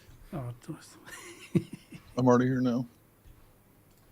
Everybody's just going to have to wait. You're here now with no audio. Just hush your mouth.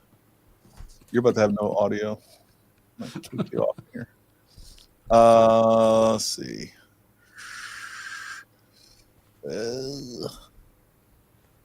Why do I have no audio? All right, just play yours, Chris. Jesus. Yeah, I knew you'd bend the knee eventually, but yeah, she'll be shared. All right, here we go. We are here inside the New Orleans You can hear that, yeah? terrorist home. You can see that it's been unfortunately clearly destroyed, the door at least, from the FBI raid yesterday. But if we walk through the home, we see some signs of what he was up to. He had this work area here, lots of different chemicals splayed around, and So there's the guy from the truck incident in New Orleans. I think we mentioned it, but I'll just say again. different electronics. This is, again, a work setup. Left receipts, just very unkempt in here. If we go over here, actually, you can see People have commented, it's like, it's not that bad. My place is Department messy. of Some people have Justice said, not mine, of course. documents here, the search warrant, and the property that they recorded here, which seems to be a lot of chemicals. Again, So, I mean, we probably can't pause it all the time, but does that usually happen? They just leave the list of leave the What- warrant is that what that was? on the it's really odd.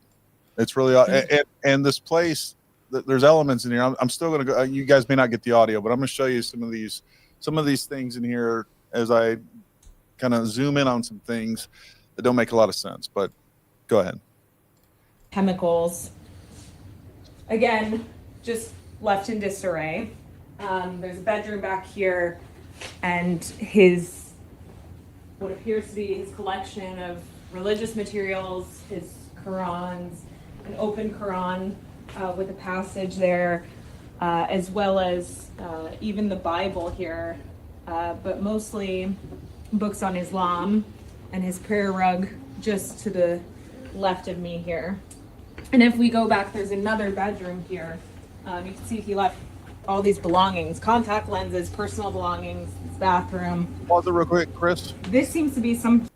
So one of the things I did was I actually zoomed in on the Quran to find the passage that was open up to, and I don't think that was number one. It's wild to me that the FBI didn't take that and look through that Quran. I mean, they may have went through it a little bit, but the passage, the bottom portion of this passage reads, "Allah is indeed purchased from the believers their lives and wealth in exchange for paradise. They fight in the cause of Allah and kill or are killed."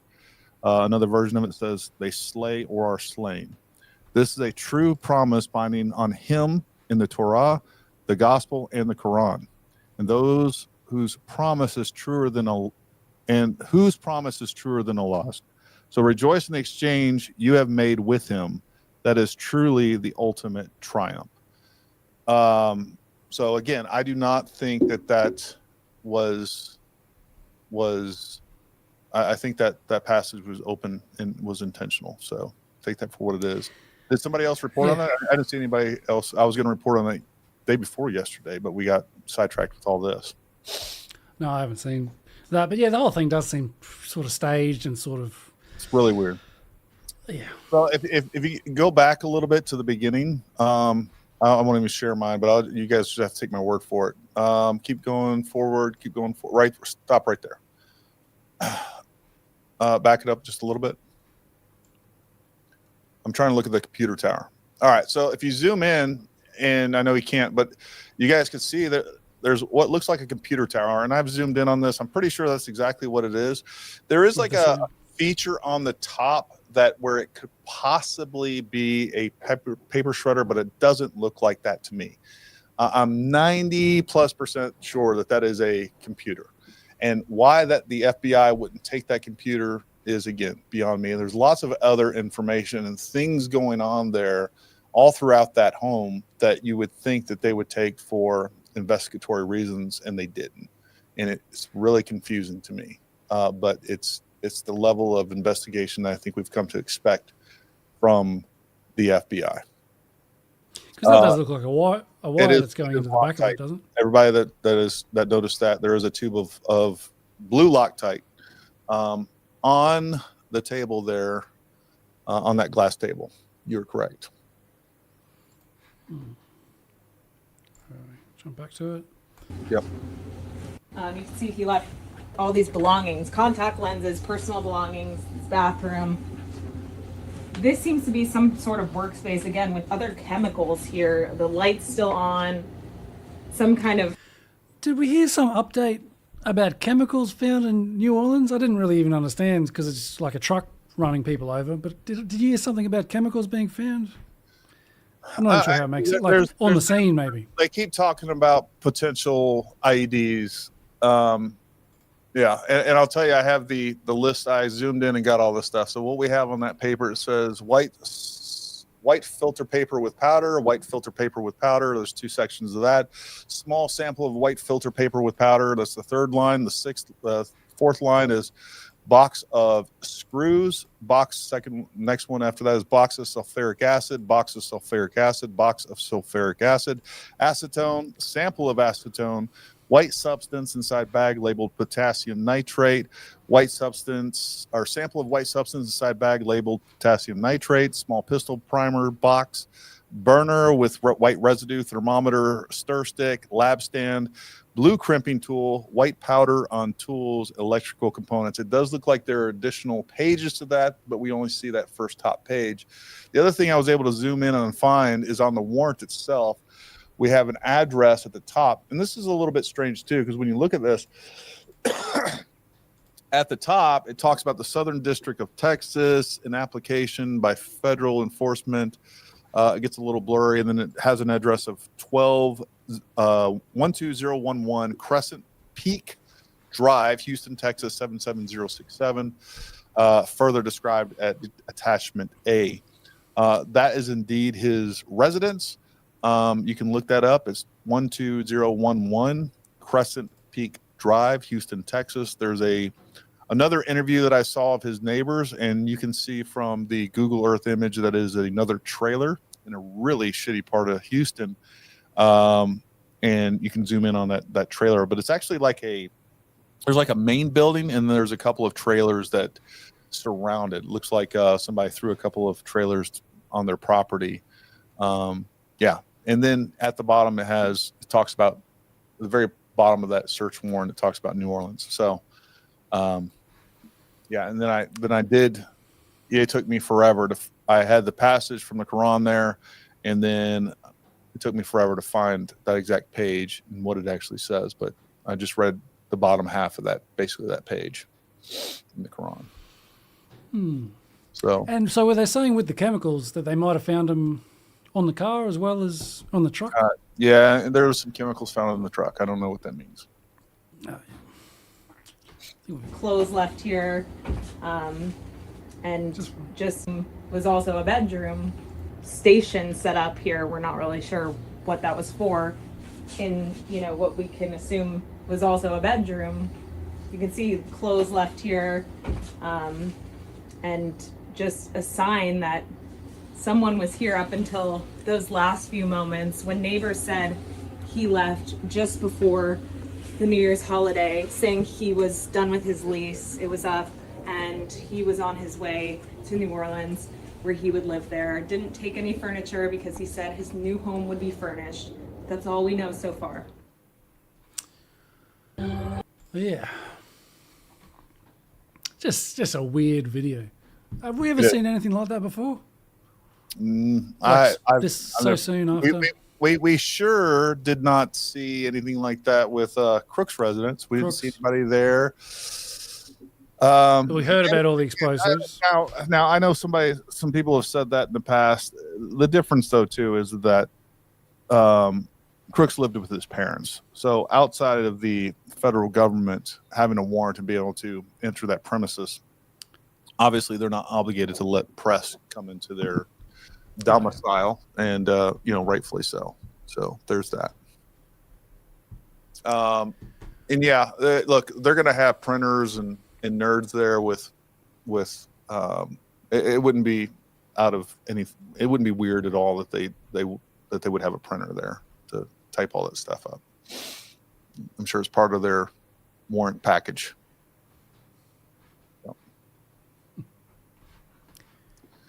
Well, what else we got to cover tonight, Chris? We're now we're about a minute away from 3 hours coverage. I think that was a pretty good one. We were actually like, do we have enough to have a show tonight? I don't know.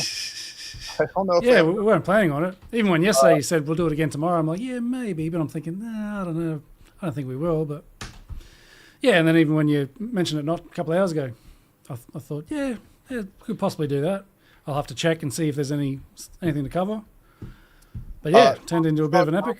Real quick, I'll address this. So what I found is that on a Quran, you're going to have almost every Quran, I guess, is going to have it in Arabic. And then on the left-hand side, that other page is essentially the same page, but it's like a phonetic enunciation. It's not even in English, but it's like a phonetic English enunciation of the Arabic words that are written on the right-hand side. So it's the same page, essentially.